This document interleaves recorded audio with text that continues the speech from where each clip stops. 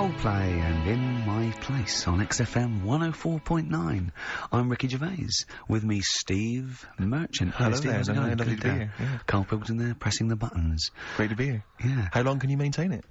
I'm bored already. Yeah, already bored of doing Bored already. that. Every week you start it the same way. Yeah. That was not bad though, you actually grammatically made sense, which is Really? impressive. Yeah. Thanks very much. A rare treat indeed from Yeah. Gervais. Some of the listeners have already worked out. Got nothing to say at all. Sure. Haven't prepared again. No. We did come in half hour early to prepare, but instead, me and Karl were playing. You had to flick the football into the bin. Right. We had 5 goes each, or the world was going to end. Okay. And that took up. That took up a good 25 minutes. Yeah, I liked it when we came back, and then we started just trying to beat each other in the corridor, and I beat him. I scored a goal. He was gutted because he thought he fancied himself at football, and I beat him. And I was knackered and sweating. Yeah. As I walked back to you about 5 minutes ago, you were looking at the records. You went, and this was lovely. You went. Well, we've done the preparation then. Yeah. Like a sarcastic teacher. Yeah, like a teenager, like an annoyed teenager. Yeah. Whose parents have embarrassed him once again. And you beat Karl, did you? Yeah. Because you're not. Yeah. I mean, you're not particularly. I'm not good at football, Well, no. you're not particularly nimble on your feet. Oh, come No, on. you're not. Douglas Bader is more nimble. I'm alright. I'm You're alright. But Carl's sort of, I think, he's got more skills than me, but he hasn't got the aggression and the weight. Yeah. So I just pushed him aside. Yeah, good work. Yeah. Good work. I'm going on holiday. Are you? Yeah, I'm not here next week. What are you going to do, Carl? Are you going to do the best of or something next week, aren't you? Yeah, that's what we've got to sort out. Well, I can't sort it out. I've got to go to the airport after. No, straight after the show you've got to do some links. No, I'm so- not doing any links. I said I wouldn't, so... That's what we planned. No, we didn't. I said I'd do some during the show, and then you I could... thought you were joking. I honestly can't do it today, so we do some during the show. What are you going to do? Just put the shows that we've done in this year? Sorry, guys. I hate to interrupt. This is the sort of stuff we should have been discussing when you were playing football. I know. Play a record. What are you going to play? Let's have a bit of Foo Fighters. Okay. Let's just discuss this off there. Okay. Foo Fighters there, learning to fly. Steve, I hope the pilot that I get today flying the plane that I'm going on holiday in has already learnt to fly. Oh, well done. That is dynamite. That's a textbook link. Yeah. That's genius. Yeah, very good. Yeah. Where are you going? What's the story? Yeah. Where are you off to? Sorrento. Where's that? Sort of South Italy. Italy. Yeah. What are you like on holiday? Are you a nightmare? Are you the No. like? Well, Because you're quite. But you're quite. I mean, obviously, I've often said on the radio before that I'm spending any length of time with you is one of the most unbearable things I've ever had to do. I mean, spending a week with you is nightmarish, and sharing any kind of accommodation is. Do you know what I mean? No, seriously. I mean, it's like hell. It's like a living hell. It's like having a teenager. No, just do. It's like having a sort of teenage kid who can't be entertained by anything. Just chill out. Just chill out, do you? Just max, relax. Yeah, max, relax. Yeah, sure. And do you? And so, if you're in somewhere like Italy, like somewhere like that, because obviously very beautiful city and very cultured and stuff. Is that something that you enjoy? Do you enjoy the culture of that, the beautiful architecture? Let's say. A hotel's the same anywhere. 'Cause as long as there's Right. room service and a nice swimming pool and it's nice weather. Sure. If it's not, I'm annoyed. And I need to blame someone. And is it true that you go because you go to Italy most years, don't you? Is that because that's the only food you like? I eating? like pasta and pizza. Yeah. Yeah. And I've been to other places. I went to France once, and you can't explain to them to cook it just cook it properly. I don't want any to cook it. There's blood in the middle of that. Yeah, sure. Hungary, it was just I went there for a while and I couldn't identify the animals they were killing for me. Yeah. So I know quite a lot about natural history. Sure. And I couldn't identify what was on the plate. Yeah. So I don't. Came I'm a home bit early? Did squeamish. you ask for a couple of days? No, I just got annoyed and I went to McDonald's. Yeah. Well, that's the great thing about McDonald's is they are in most major cities. No, but you can't go wrong with so pasta if I was with you on pizza. holiday and we were hanging out or whatever, Yeah. and I took you to say maybe a beautiful cathedral, is that something you'd enjoy? I can't quite imagine you actually taking the time to. Well, as long as it's not a very long walk, we don't have to stay there more than a couple of minutes. I'd love to look around places. Right, so you'd look at the cathedral. Yeah. That's taken, that takes people's breath away. Yeah. People travel from around the world to see that. You would. Yeah. And how long would you I don't stay think they travel looking around the world to see it. I think they go somewhere and they go, well, we And might there as well it look at the is. cathedral. You At the can't miss it. They're cathedral. huge. Yeah. And would you sort of spend any time looking at that? Would you just sort of soak in the atmosphere for a moment, or would you? I'd look at it and I'd go, that's brilliant. And then if there was any sort of soaking in, I can do that later when there's nothing to look at. Right. There's less to do. Your memory of it later when you're in the bar. Yeah. Yeah, you can sort of, And would you? So can you be kind of in awe of something like that? Yeah, the beautiful architecture. And the fact if it's big, okay. If I go in the cathedral and and I've seen bigger, I go, oh, seen bigger. If it's the biggest one I've seen, I go, that is huge. Yeah. Let's go. That lets you off. Yeah. Sure, because you're a sort of man who gets bored, and this is true, Karl, you may not be familiar with this. Ricky Gervais is a man who gets bored drinking a glass of water. It's boring. Because it's not flavoursome enough. No, it's not not got enough flavour. It's absolute bore. The only Jane's got me onto fizzy water, which at least got something there. Right. But I only drink that when I'm sort of dehydrated in the middle of the night. I never drink a drink of water. No. It is boring. Yeah, yeah. Well, but that's why you've always got headaches, and you're always apparently, yeah, moaning and stuff. Yeah, I mean, that's one of the reasons I hate you. But when I say hate you, I don't mean I hate you. I didn't mean to blurt it out that strongly. What I mean is, if I'm spending a lot of time with you, once he said, right, we're in the BBC canteen, and I was sort of like, and he just put his knife forward, and I said, I'm never eating with you again. I said, what's the matter? He said, you annoy me. I hate eating with you. It annoys me. It looks like a child food. It's just you eat chips and sausage and rubbish. You don't eat. Look at you. Don't touch your vegetables. You don't drink water. He said, he really got annoyed because you've got this this hatred of anything that's good for you. You won't eat any form of salad. Why do I eat salad? Because it's good for you. And lettuce is boring. Lettuce is absolutely boring. Cucumber are boring. But the thing is, you see, I admit that lettuce and cucumber have not got much flavour, but that's why people will add, say, in Italy, they'll add a lovely dressing. Maybe some olive oil, maybe some balsamic vinegar. Well, you've embarrassed yourself, because the good thing about a nice, mature lump of cheddar cheese is you don't have to have any dressing.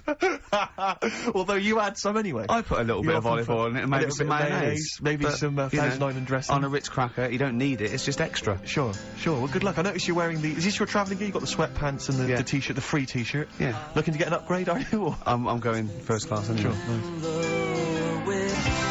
Badly drawn boy, spitting in the wind on XFM 104.9. Are you going to be taking in any of the culture in Italy? Is that something you do? Yeah. The opera?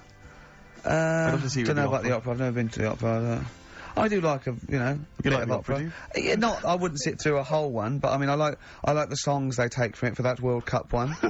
And those two fat birds that they sung in Shawshank Redemption was good. Yes. But, I think, I haven't gone into it extensively. I haven't studied the art. The art of opera. Also, it's in foreign, so you don't really know what's happening. It's in foreign. Yeah. So you don't really... That's annoying for you. Yeah. What about, are you a fan of any of the great English operas? Like, the Pirates of Penzance? Yeah. Gilbert and Sullivan. To me, Gilbert and Sullivan were like probably their day equivalent of like Richard Stilgoe getting together with Tony Slattery.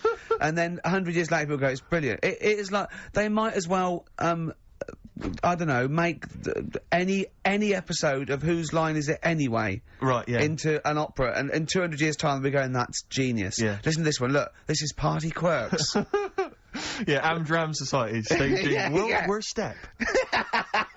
Because I was in the Pirates of Penzance once in an amateur production. You used to like Whose Line Is It Anyway? I did, that was although I from did the watch scenes. it when it first came on Channel 4 about 15, 20 years ago. But we did the Pirates of Penzance when I was in an amateur dramatic society in Bristol, the Bristol Operatic Society, Light Operatic Society. I don't know why I was involved, because I can't sing. My audition, I thought, this is how desperate they were for blokes. I swear to God, right, I can't sing, you know. Well, you? Yeah, alright, calm down. And, I went in and they said, so what are you gonna sing? I went, well, I want to surprise you. They said, do you want a piano accompaniment? I said, no, I don't think so. I went to the back, I swear to God, I went to the back of the room and I just sang, Thumbelina, Thumbelina, tiny little thing, Thumbelina dance, Thumbelina sing, Thumbelina, what's the difference if you're very small? 'Cause when your heart is full of love, you're 6 feet tall. I just did that. And they just looked at me like I was the weirdest freak they'd ever had. Immediately put me in the chorus, because that was how desperate they were for blokes. We rehearsed it. I couldn't remember the lyrics. Thank God you were doing Thumbelina. Yeah. Oh, but dear. I couldn't remember the lyrics. What was it for? Was it Gilbert and Sullivan? It was the Pirates of Penzance. Oh. There weren't enough blokes, right, so that we had to double up. So some of the pirates had to double up as the policemen who were chasing the pirates. A little bit problematic in the scene when the policemen and the pirates have a fight. That was a little bit tricky. And the worst things, there's this sequence where, like, the sort of the daughters of the Major General, all kind of like, oh, beautiful, something like, you know, oh, beautiful little girls are we, la la la la la la la. And the women they must have all been over 40. I mean, real kind of toothless crones, creeping around in their 90s. Is it the sort of women that buy one of those sort of porcelain dolls from the TV and go, look, I've had a baby. It's not a real baby. It is a real baby. I'm going to stab you. Yeah. One of those. Exactly. It's the sort of women that you'd see maybe on TV's Bargain Hunt. You know, the kind of contestants you get on there. Those women who sort of, they're in Amdram and they think they've clung on to their looks, but they'd have never made it in the guy who was playing there's a guy who's supposed to be an 18-year-old prince, an 18-year-old pirate, the Pirate King. He must have been 40 if it was a day. He also directed the show, though, so he got to prance around in these thigh-high boots. Ludicrous. It was so embarrassing. It was shameful, really. I'd love to go to Amdram. Amdram is a whole other world. It's such an incredible place. Because there's so much backbiting and envy and... Really? Oh, it's incredible. I mean, it's worse than the real world of theatre and TV. It's unbelievable. Because the same old people get to do it every year because they can hold a note. Can we go along? You would absolutely adore it, Gervais. It is just film it, a secret camera. blinding. Have you ever done anything in a play, Pilk? We know this. Carl, you've performed, Just haven't did the talent show, didn't I? you? Yeah. Oh, the talent show, yeah. Remind us of the talent show. That's when I did Walk Like an Egyptian, dressed up as a woman. Yeah, yeah. And did me magic trick. Oh, is it an egg? The egg one. Yeah. What was the egg one again? When actually I've ruined it now saying the egg one, but I went on stage with like an hanky. Yeah. And I said, at this point I was dressed up as a caretaker in it. Sure. Don't know why, can't remember. No. I was stood there with this hanky over my hand. Yeah. I said, right, you're going to love this one. Yeah. I said, I'm going to make a bird appear in front of your eyes, right? Yeah. And I'm like, oh God, what's it going to do? So I'm stood there. Yeah, I'm sure they did. Pulled the hanky off. It was an egg. Had an egg, and I said, oh, it hasn't been born yet. That's brilliant. They loved it. Yeah. Yeah. Went wild for it, did they? Round of applause. Yeah. How old were you? Was that when you were like 17? Was that apart from your paper round? Was that the high point of your life so far? Is that what's the no, best? I didn't really. Carl, I'd like to see you take that on the road. Or maybe at least up to the Edinburgh Festival next year. Carl, we're going to play a song now, right? One of my great track, Watch That Man, off one of my favourite albums, A Love Insane by David Bowie. But during that, can you think of a couple of things for me? What's the best thing that's ever happened to you? Can you think about that for 3 minutes? Me and Steve will leave you alone. Just the best thing that's ever happened to you. Remember and think that is amazing. Yeah, can you do that? Play Watch That Man. David Bowie. Steve's caught unaware there, just wandering around, not quite ready, were you? Well, no, I'm just relaxed, you know, just laid back, just hanging. Yeah, Karl. Yeah. Best thing that's ever happened to you? Best event, best day in your life? I mean, there's loads of things that happen. Like, yeah. No, but do you know what I mean? You can go for obvious stuff like, you know, meeting Suzanne, sticking with her and having a nice holiday. Take that as read. Yeah. Yeah. You've got that on your desert island, that's already done. Well, And the day you got your qualifications through. Yeah, the history. Probably, I mean, when you asked me then, the first thing that came into my mind, right, that was a real surprise. Right, because it's like, you get surprises on your birthday and that, don't you? But they're not really surprises, because you're hassling your mum and dad for stuff. Yeah. And then they might bite you. Yeah, so it's not really a real surprise, is it? Do you know what I mean? Yeah. So I'd say something that was really like, oh yeah, nice one, I've got something here, is the time when my dad said, empty the bin, will you? Right? I said, oh, do we have to? And I was watching something, it was like, why don't you, or something like that on the telly. Is this what started your tea bag and banana skin collection? Right, so it was like, you know, in the summer holidays where you'd have dead good telly in the morning, you had like the Monkeys. Yeah, it was banana Why Don't You, splits. banana splits and all that, right? And I was like, loving that, I was watching that, and my dad said, empty the bin. I said, oh, the Monkeys are on in a minute. He said, just empty the bin. So I emptied it, and I just put it near the door. He said, don't leave it there. He said, stick it near the bins in the garden. I was like, oh, I'll put it there later. He said, no, do it now. Yeah. Right? So I was like, oh, if I miss the beginning of this, I'll be livid, right? So I picked it up quick, ran out down to the bottom of the garden, slung it in the corner, and sort of went to turn back to go back in, and had to look again, because they had like a little AA truck. They bought me, it wasn't brand new, but he'd got it from somewhere, a little AA go-kart. Do you know, one of them, like, little things I mean, I was young. Yeah. Right? Yeah. And it was a like... go-kart? What kind of... No, the plastic ones. Yeah. When you're about... I don't know, I must have been like 5 or 6 or something. So I don't quite follow. Had So he me sent dad- you out there? My He'd dad sent me out with a bin bag so I Yeah. could see So you like could what see he'd the got thing. me. And it wasn't my birthday or anything, he'd just got it from somewhere. You sure you hadn't just nicked it and dumped it out the back? Possibly. Sure. But that was like a genuine like, oh yeah, smart. Yeah. So I went back in, watched the telly and Yeah, you that for didn't a play bit with and your went back go-kart. out. You thought, sod that. Did Went I back tell? out. Did I tell you about my go-kart? Yeah, like Yeah. about your dad giving it away. Yeah. What's the story? I think I've told this, haven't I? Have you gone? What? Tell it again. Well, have I told it on air? I can't remember. Maybe I just told you it. When I was about 8 or 9, I had a go-kart and I loved it. It's one of those that you press back and forth. Yes. And I used to come in every day, used to just get changed, run out, and it was behind the shed, and I used to just go up and down the garden. And one day I came running in, and I ran out, and I couldn't see it. And I went up to the back door, my mum was washing up, and I went, "Where's my go-kart?" She went, "Your dad swapped it." Your dad swapped it? Yeah. With it was his mate, Jimmy, in the pub. He went, "It's just," I said, "What?" Oh. She went, "Yeah, he swapped it for a wheelbarrow." So I went and looked back, and there was this wheelbarrow, right, that was obviously just came off a building site. Yeah. Covered in concrete. I couldn't, it was steel, right, I could hardly move it. Yeah. And I went back and I went, "Really?" She went, "Yeah, it's your wheelbarrow." See, I'm thinking So- if so- my dad lost a wheelbarrow that day. Yeah. And I used to push that up and down, it wasn't the same. And You used to push the wheelbarrow up Yeah, and down? Anything in there, or...? No, I was just like, Just empty, I was just trying to sort of keep myself amused. Yeah. But anyway, that summer, I went on holiday, and I went to Bognor with my mum and my nan. Another wild holiday. Yeah, yeah. And I was sort of out by my caravan, and I made friends with this kid, and he'd hired a go-kart from the caravan, is that right? And I remember him going around it, and it was great. And I said, "I've got a go-kart." And the caravan window opened, and my mum said, "Don't lie." You've got a wheelbarrow. Be truthful.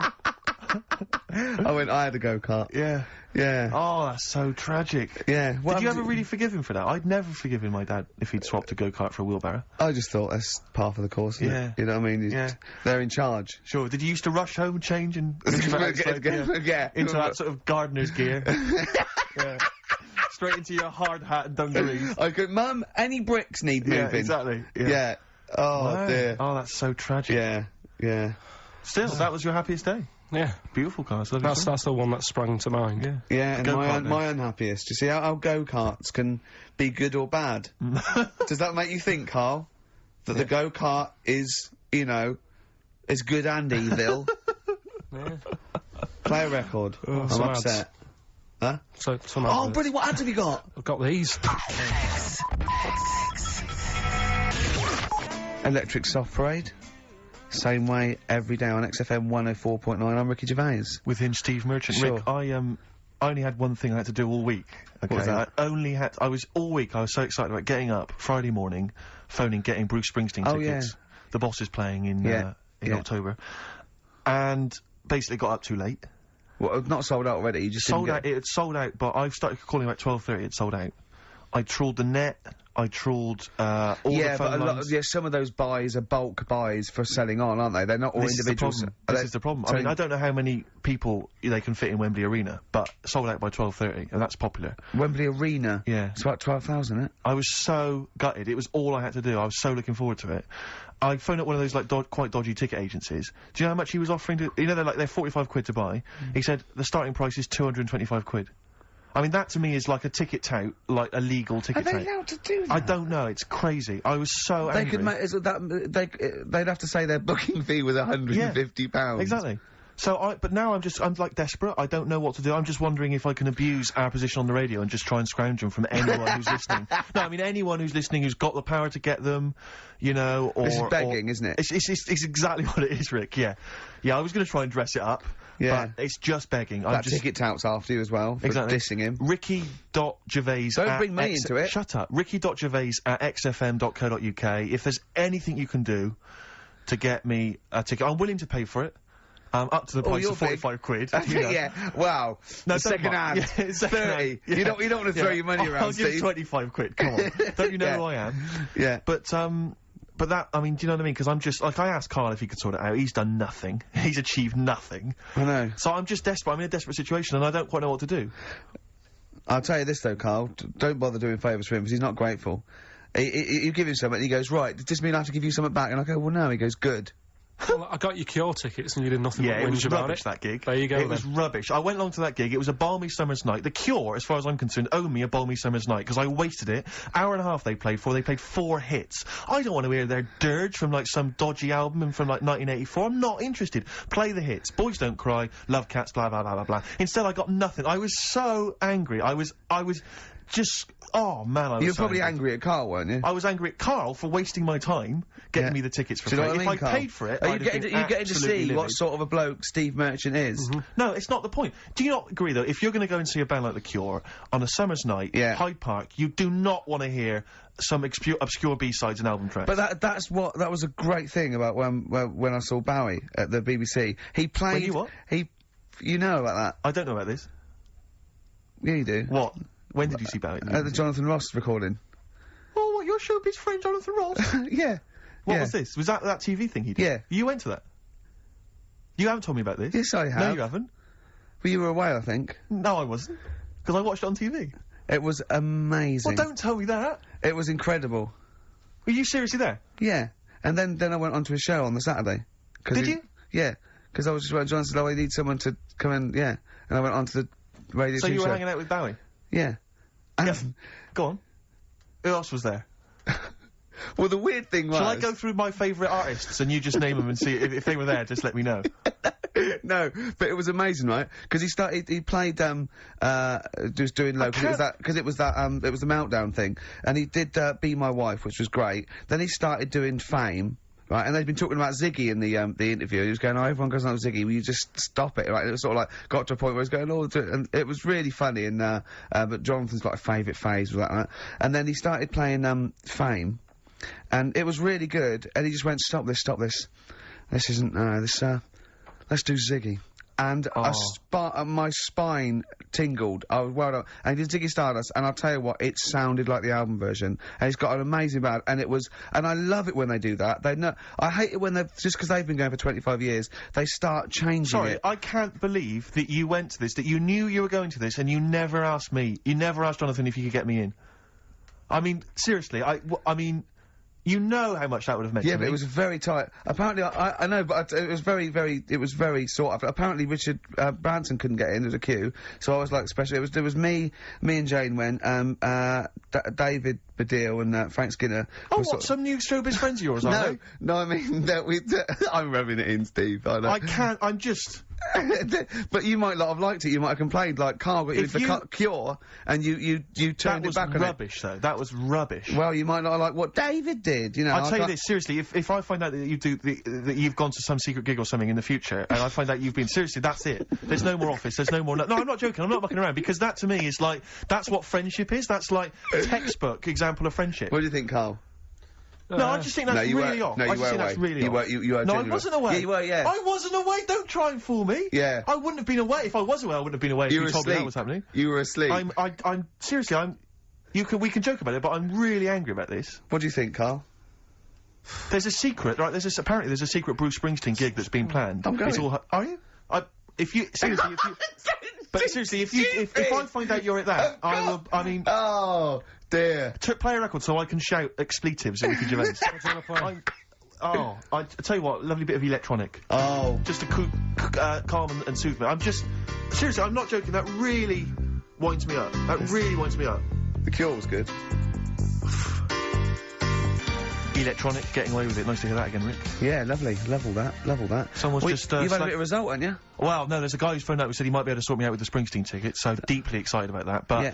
you know, people don't get complacent. On your laurels. He might not be able to. Steve demands a lot of hard work. Well, here. he might not be able to sort it out. You know, he's going to make some calls, but if he can't, then, you know, keep calling or emailing ricky.gervais. You'll be taking me, won't you? Because after that rant about me not taking you. Well, you're welcome to go. I mean, if you told me that before, I probably could have blagged some using your name.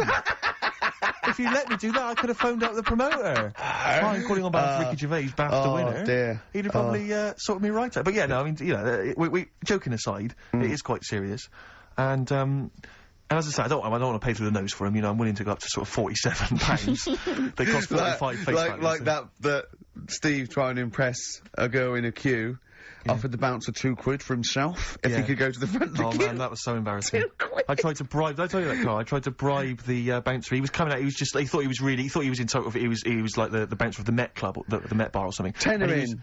He was no, he wasn't. He was picking people off, right? That was it. He was picking people off, and he was going, you can come in, you can come in. I got chatting to a couple of girls. I thought, I'm in here. I'm sorry, dear.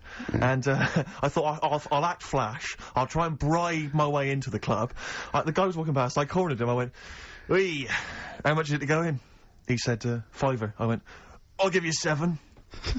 And £2. I thought, because the problem I had was I didn't want to go straight to like a tenner, because if he accepted 7, I didn't want to be that. I didn't want to waste money. Right, so I thought we could at least haggle. It was the term. Is that frugal? What is the term for that? Thrifty? I know. No, but I'm resenting this because you are trying to create this this myth that I'm somehow, that I'm somehow cheating with my money, or that I'm not a great lover. Do you know what I mean? And that's sort of, I'm like, it's annoying me. Frankly. Oh dear. Karl, you went to Habitat this week, didn't you? You're not going to believe this, Steve. Go on. He told me Was it a bargain? No. Do you know I told you about those lads at school with big heads? Sure, yeah, the big head lads, yeah. Right. And the web feet. Yeah, webbed hands. Webbed hands, was it? They weren't there, were they? They weren't there, but do you know, like, Ricky was always saying, oh, they don't exist, they only went to your school, la la la. It was in Habitat, there was only one sat on a sofa. Not one of the lads, but one of the... big-headed lad? A big-headed lad.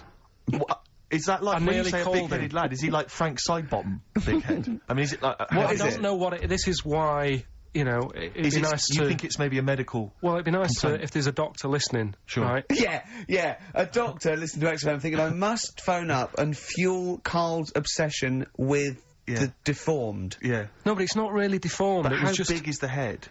Probably, you see, it's weird how it's always kids who I see with it, so I'm wondering whether they have grow a into the full-size head, right, and then when they get older, it works out alright. Like jumpers. My mum used to get me jumpers a size too big, so it'd last a year. So, I'm just wondering if it's the same So how old are these generally? Are they not like adults?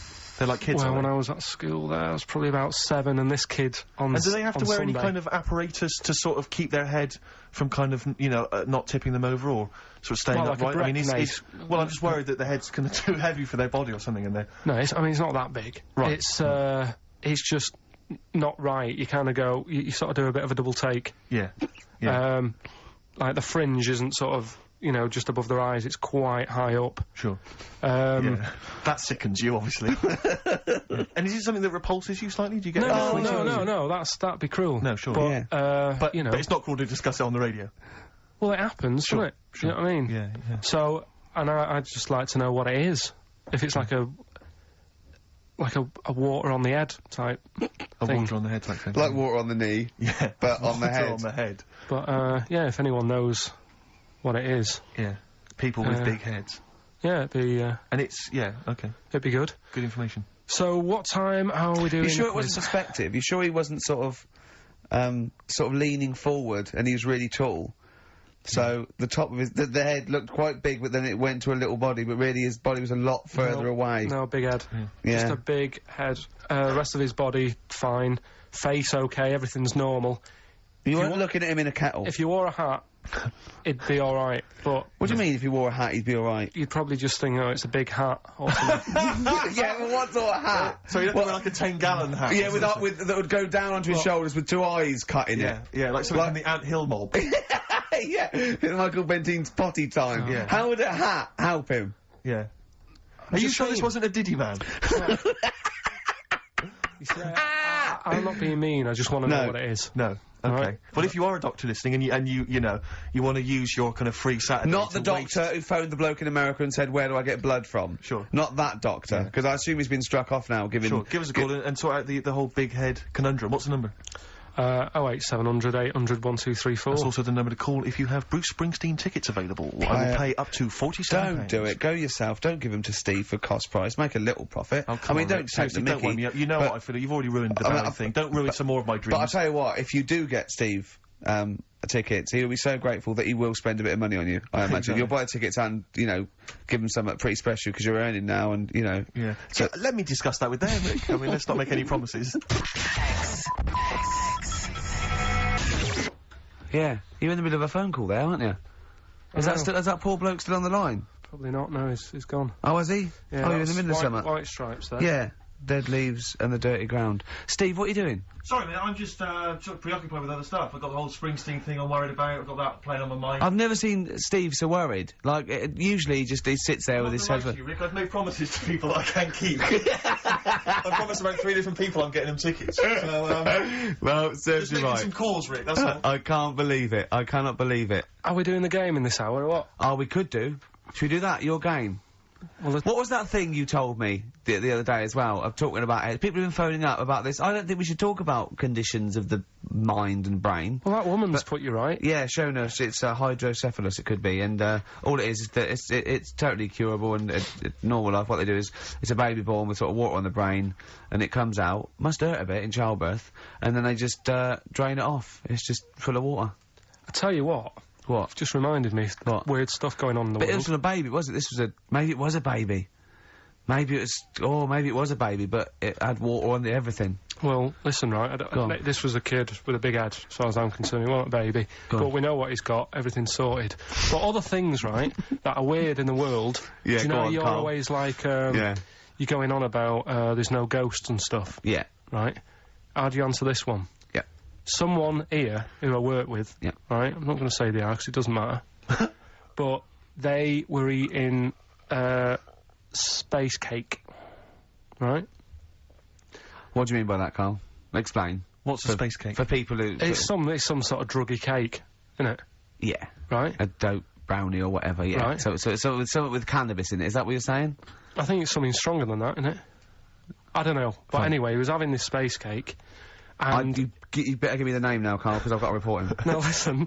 It's only... No, It really doesn't matter. No. Is it Sturgis? Was it Claire Sturgis? Yeah, she wouldn't bother. She's gone on to hardest. She doesn't bother with those. It doesn't do anything to her now. Straight to the vein, yeah. So listen, right? So he's at a party, right, with his mates, and they're listening to the Star Sailor album, right? Right. And he's sat there, and he's had some of this cake, right?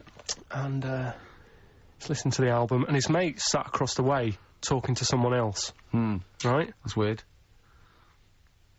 The album's on, and he thinks to himself, this track's going on a bit.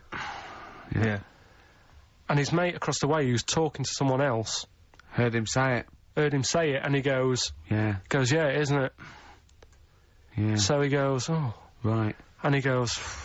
See, usually at this point, I say, had this bloke taken drugs, but you started the story with this bloke... No.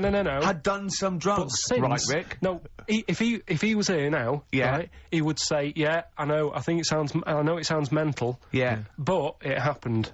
And it wasn't just a one question, it wasn't just like, oh, this track's a bit long, innit? Yeah, it is. He had a whole conversation. A whole conversation with the guy. And sorry, I just want to clarify, you mean he had the whole conversation telepathically? Yeah. Right. He didn't just shout across the room. And they've recently met up and, like, they've sat there and tried to, like, work out what happened. And it's never happened presumably again. they don't have to talk at all anymore. Yeah. Why did they meet up? Couldn't they have just done it, like, in their own homes? Just stay at home, do they have to have that cake before they start having a conversation? Hold on, wait a minute, lads. Why are we using our lips? Yeah. This is using way too many oh, take them. There you go. My only question with that is, being skeptics like Ricky and I, whenever we hear a story like that about the paranormal, the first thing we always look for is maybe some other explanation. Yeah. Maybe one vague idea. Lying. Could be lying. Chinese whisper. As I think you pointed out, there are drugs. It's often an issue as well. Madness. Fear. Delusion. Sleep. Yeah. You know, there are so many things you go through. I'm going to go with the drugs before your dead grandmother exactly pops into the equation. I'm going to go with the acid. Right, tell the other story that you totally believe this as a true story, don't you? The fella with the being killed. Right, do you know how the other week we were talking about some fella who had his head cut off, and he said, when my head goes into the basket, I'm going to blink a lot, see how many times I can blink. But if you remember, when Karl first told me that, it was, I think it was Simon or, Nick that pointed out, he goes, no, that's not quite right, Karl. Karl told me that he had his head cut off, and when his head was in the basket, it looked up and said, count how many times I blinked. Yeah, but he sure. believed that as well. So he was happy, he was happy with that. Sure. Do you know what I mean? So yeah, a couple of weeks ago, there was a guy, he had his head cut off, and before he had it off, he'd said, I'm gonna blink to show that there's life after death, and he did 32 blinks, right? Sure. So, you two were sort of putting that down the other week. we were sceptical of that. So, I looked again on the internet? at some other website. Yeah. And there's a guy... Sorry, it's the website, just to clarify, the website is the place where you bought that property on the moon, didn't you? Because it was a bargain. Right. So, this guy... Been gazumped. Look, we'll see who's been gazumped when this world ends. I've got somewhere to go, right? And I know you'll be calling me up, saying, oh, can I come with you? Haven't you got like 'cause it 2 doesn't square exist, does it? foot? No, I've got acres. You're gonna have I've to got about- stand deadly still on the moon in your 2 square foot. I've got about 20 There's no place acres. for Suzanne, it'll just be you. I'm off, love. It's all those people with big heads and web feet that've been buying it all these years. Well, listen, right? Go on. Anyway. Play a record, tell us the story after it. We've been chatting for far Sorry, too long Karl. here. No, let's play a record. Play a tune, we'll come back with What this. do you wanna What's play? this, another ghost story? Let's play one of my favourite songs of all time, because I'm going on holiday and getting into a lovely, serene mood. Sorrento is probably from that. It's Neil Young, After the Gold Rush. Beautiful. Still to come, that competition as well. Look forward to that. Karl's quiz. Yeah. What an amazing track Beautiful that is. tune, yeah. Neil Young, Dynamite. After the Gold Rush. So go on, Karl. Sorry. Go on, Karl. So take us back a few steps, Karl. What's the story? Right, so I did some research, right? Let's just recap again. There was a guy you read about who had his head chopped off. He was guillotined. Yeah. He had said to the people around him, Count my I am going blinks. to blink once I've had my head cut off to So show the brain that life can still... or the brain Yeah. can continue to work after Yeah. death. Okay, so yeah, we queried that. So you weren't having any of it? Well, no, possibly for a few seconds, till the oxygen stops being fed to the cells because the blood has drained away. But, you know, nothing spectacular. So Right, go on. well, along the similar sort of lines, right? This is quite a few years ago. This fella sort of upset the royal family doing something, right? So they said that this isn't good. Wasn't Ben Oughton at that Jubilee thing, was it? I can't remember what it was, and they said, right, That was terrible. we're gonna cut your head off. You know, you gotta show people that you can't be doing what you've been doing. What was this, the 1970s? When you say a couple of years ago, you mean maybe sort of... Was it the olden days when the Ages phones ago. weren't very good? Ages ago. Yeah. Ages ago, sure. So yeah, fair enough. Yeah. So Very philosophical. Yeah, imagine that when you was near Could've cut your head off. This Fair was enough. literally ages ago. Yeah, exactly. Yeah, go on. Simon Sharma's History of Britain. Yeah, yeah. Oh, So- and even before that, which is yonks before, when it was all mental and different. Sorry, Karl, go on. So he's having his head cut off, and he's resigned to it. it's the day before. He's kind of got it into his head now that I'm not going to have my head much longer. Sure. So he said, let's make use of this. Yeah. He said, I wonder how long, like, the body can stay alive without my head on it, right? So they were like, oh, I don't know. So, Hoover. so The jailers? whoever he was asking. These jailers with one eye. Yeah. Get that punk. So he said, look, No, wait a minute, I've got an interesting scientific experiment, jailer. Well, Yeah. fair enough. What is it? so, he said, what I want to do, right? He said, you know, surely it's my last right. You know, I'm gonna be dead tomorrow. Sure. So, let's He do a didn't test. draw it out this long, did he? Yeah, he said, let's test this out. You know, he said, do us a favour. He said, you know, it's my last day. What I want you to do is, you're going to cut my head off. Let's put a white line on the floor Right. and see if, you know, because there's no point asking how far he can sort of walk without an head if there isn't a line, because you don't know what to count. Do you know what I mean? If he loses his head and he's running around all over the place, you can't really count That's that. not impressive enough, yeah. So they said, let's make a white line. Sure. Yeah. Who said And- this? He did or they did? I think they started to join in with him and saying, well, let's make this a... you Sure. know. You're guessing. Go on. So, They got Norris McWhirter down. The Guinness people. Oh. Yeah. so they said, let's get this white line. Yeah. And, Dedication's all he needs. we'll do this tomorrow. And he said, all right, then, I'll see you in the morning. So See we you go- in the morning! I'll see you in the morning! Night, night, sleep tight. Bye-bye. I love the fact that Karl knows exactly what was said. Yeah. Oh, that's beautiful. Yeah. He doesn't know the story Yeah. or what order it is in Yeah, or when but it he was. knows exactly what or was who said. said what, but he knows the intricacies. All right then, see you in the morning. Bye, little kissy, kissy, kissy. Oh, I'm not like that. Oh, you joker. Don't let the bed bugs bite. Yeah. Anyway. So he gets up. Do you want a paper tomorrow? No, I'm all right. Go on. He gets up and they say, right, you know, today's the day and that. And he said, well, you know, I've got used to the idea. So here's a white line for you. Got used to the idea. Go on. So they go, right, you ready then? And he said, I go on. And they cut his head off, and the body walked 32 steps without a head. Wow. 32 steps. Incredible. And that's the lesson, really. Did it get as far as it walked along the white line, did it? Yeah, it stayed along the white line, did 32 steps, and then started to stumble a bit, and it just fell over. Yeah. But, you know, it was a test that your body can still keep alive for a little bit. Yeah. When you've lost your head. Absolute twaddle. Absolute twaddle. What do you reckon you can do then without an head? How many steps? Nothing. There'd be muscular spasm, right? Yeah. It would twitch a bit. It would, yeah. You could not distinctly take 32 steps. The body... Well, don't... Yeah. Is the doctor still on the line? Yeah. The fellow that bought 6 parrots. Yeah. And, you know, you could have Incredible. got 32 steps. Right, so A you don't beheaded believe man that. doing a bit of line dancing. Right, you don't believe that, but something that you do believe that a cockroach can live a week without an head. It can. Slightly different kettle of fish there. Why? Wow, insect to human is what I'm thinking. Yeah, that well, difference. There's not that much difference in Well, of some course there insects. Do you know that a snake has a heart and lungs and kidneys and stuff? Go on. No, well, I'm just saying. So? You're making out as if, like, they're a totally different, like, being. Species. I am making that up. I mean, call me old-fashioned. Do you know what you're talking about now? I don't want you embarrassing yourself, Rick. Yeah, I am suggesting they're totally different beings. Yeah, that is. Yeah. Now, Karl, the cockroach is a very different thing. The interesting there is that it lives without its head, because a lot of it's on. There's some of them are phototropic, chemotropic. Some of them just literally have irritation and muscle memory. I mean, they do have a central nervous system, but it's very different. So if you lose the head, it bypasses a lot of that anyway. All it does is run around. The reason it dies is because it can't take on water. But it's very different to a man, right, having consciousness and then losing that, and the body still going, no, I think I remember what I was going to do here. Yeah, so I'm going to carefully walk walk along the white line. 32 steps along this white line. Imagine just looking down going, oh, missed a bit. Yeah. Maybe the head was in the corner going, left, Yeah. left, left, oh, he's now, Well, let's just put it out. I mean, if anyone listening has maybe had a relative beheaded, maybe in a horrendous car accident, but they got up, maybe they went for a walk, they had a little chat before they passed on. Karl. Get in touch. Karl, you are my favourite being.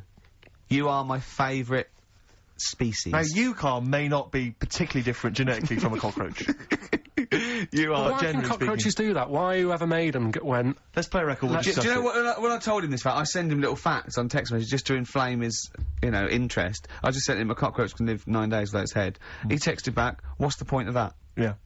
What's the point of They're that? not doing experiments, these cockroaches. It's a boring last week to have. And he went, and on top of all that, you're thirsty. So it's the worst week of your life, isn't it? That week without your head. Play a record. Play a record, Karl. Competition time next. Oh, we need some corn. Look at his little face. Look at his If little you've not heard face. Karl's competition. Oh, he could live without an head. M&M. Bit late there, weren't you, Karl? Put your little headphones on. Cleaning out my closet. What are you doing? I've got to stuff my face with toilet paper. Oh. Do the competition. Yeah. Do you know, when we were writing the TV show, I was filming it just for our own amusement, just to sort of, I suppose more as a document, really, so that if there was ever, a court of law that needed, evidence of Ricky Gervais's, I don't know what it is, really, sickness, annoyance. He did this for about 2 hours. You see what he's doing now? He's stuffing his face with toilet roll. Yeah. And pushing the lips out so I can just show my teeth. Do you know, that actually makes me want to be sick. I know. Actually, gag a little bit. Yeah. It's horrible. Good. Well, while Ricky does that, Karl, it's time for your quiz. See, this is what this is on telly. Right, an You example. have to be quiet, or you've got to take that toilet paper out of your mouth. Okay. I'm really serious, because it's Alright. really annoying. Okay. You gonna be quiet? Yeah. Right, an example of the game, just in case people didn't hear the launch of it last week. It's a song title.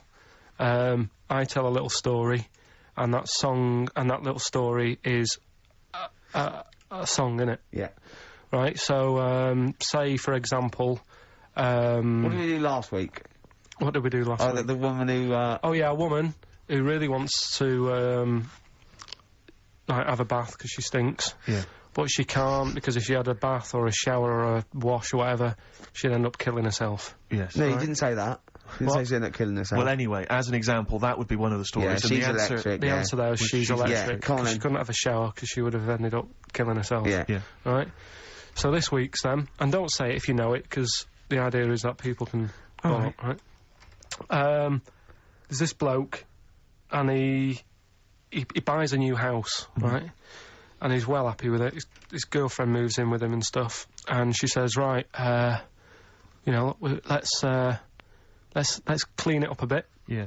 and, you know, straight away it'll be worth more money. Good idea. So he says, right, you do the kitchen and I'll do upstairs and that. She's stripping the kitchen down and he goes upstairs and he's in the bedroom and notices little hole to the attic, Oh, right, brilliant. right? So he goes, oh, I wonder how much room's up there, you know, I've never weighed it up. So he goes up there and it's all, like, dusty and a mess. And he goes, this could make a good bedroom, this. So he starts cleaning it all out, puts all the rubbish, like, bins the rubbish straight away, and there's little boxes with bits in that don't belong to him. I wonder what's in here, right? So he opens one of the boxes, there's like a little lamp. Oh, right. He goes, this might be worth a few quid, right? And he rubs it, Magic lamp. and all the room goes all sparkly and stuff. And he goes, oh, what's going on? And then this fella appears, right? In a nice sort of, pair of 501s. Right. And he says, what do you want? I know it already. So all the first bit is irrelevant. Yeah, but it's about building the story, innit? So don't say anything. If you think you know it, Steve, Yeah. do you know it? I don't, so I just Right. quickly recap the end there. I almost missed the end. So God. there you go. He's in the attic, right? His missus is still downstairs. She's not up there. Okay. Right? He's on his own, and he cleans this lamp, right? And this fella appears out of all this smoke, and he's wearing a nice pair of 501s, and he's wearing a shirt, and there you go. What's the song? What song are you thinking of? The lines are going mental. Because We're it's going so live. easy. Let's play a record, Carl. We'll come back and we'll find out if anyone's got that right. That's a great one, Carl, really. Right, Did you just come up with that literally in the last 10 Yeah. minutes? Genius.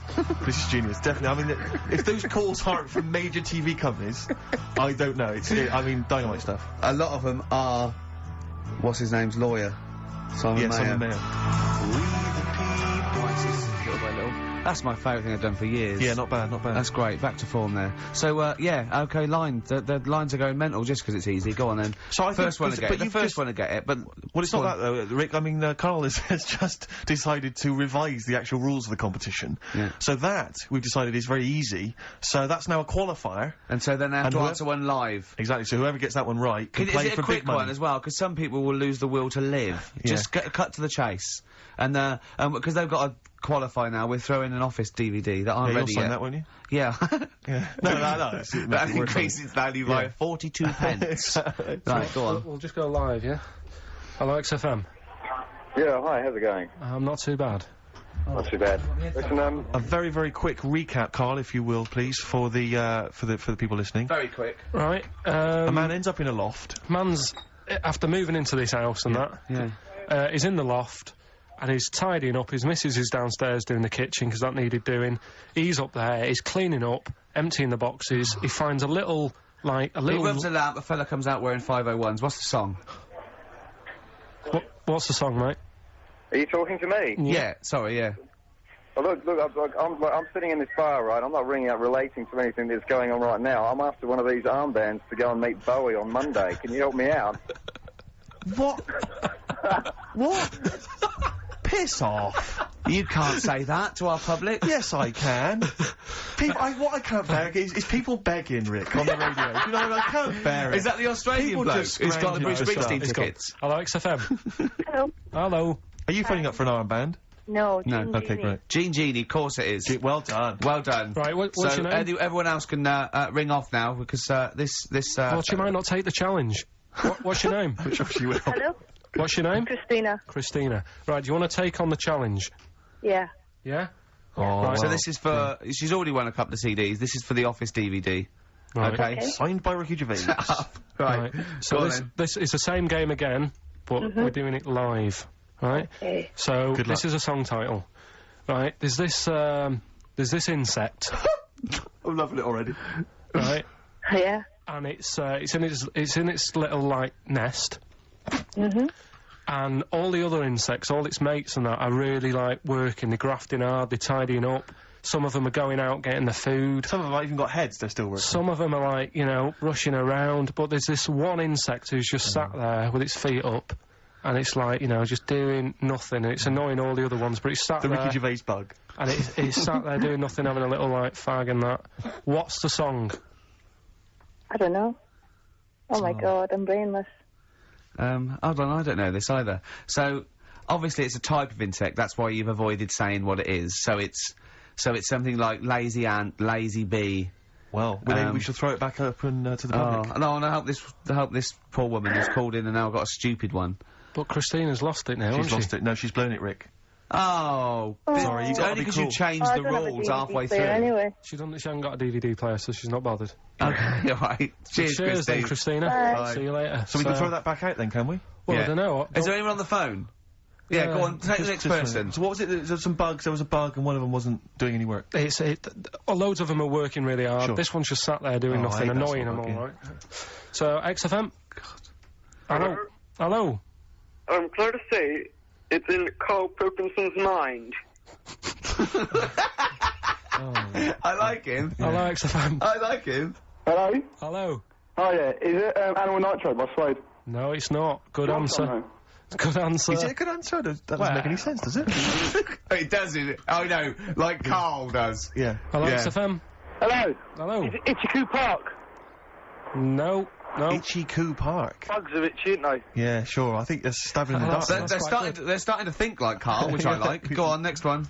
Hello, XFM? Is it Scratch Pervert? No, it's not. Scratch pervert. She's come out of nowhere there. It's good. It's something to do with lazy bug or lazy ant or Hello, lazy XFM. bee. Hello? Hello?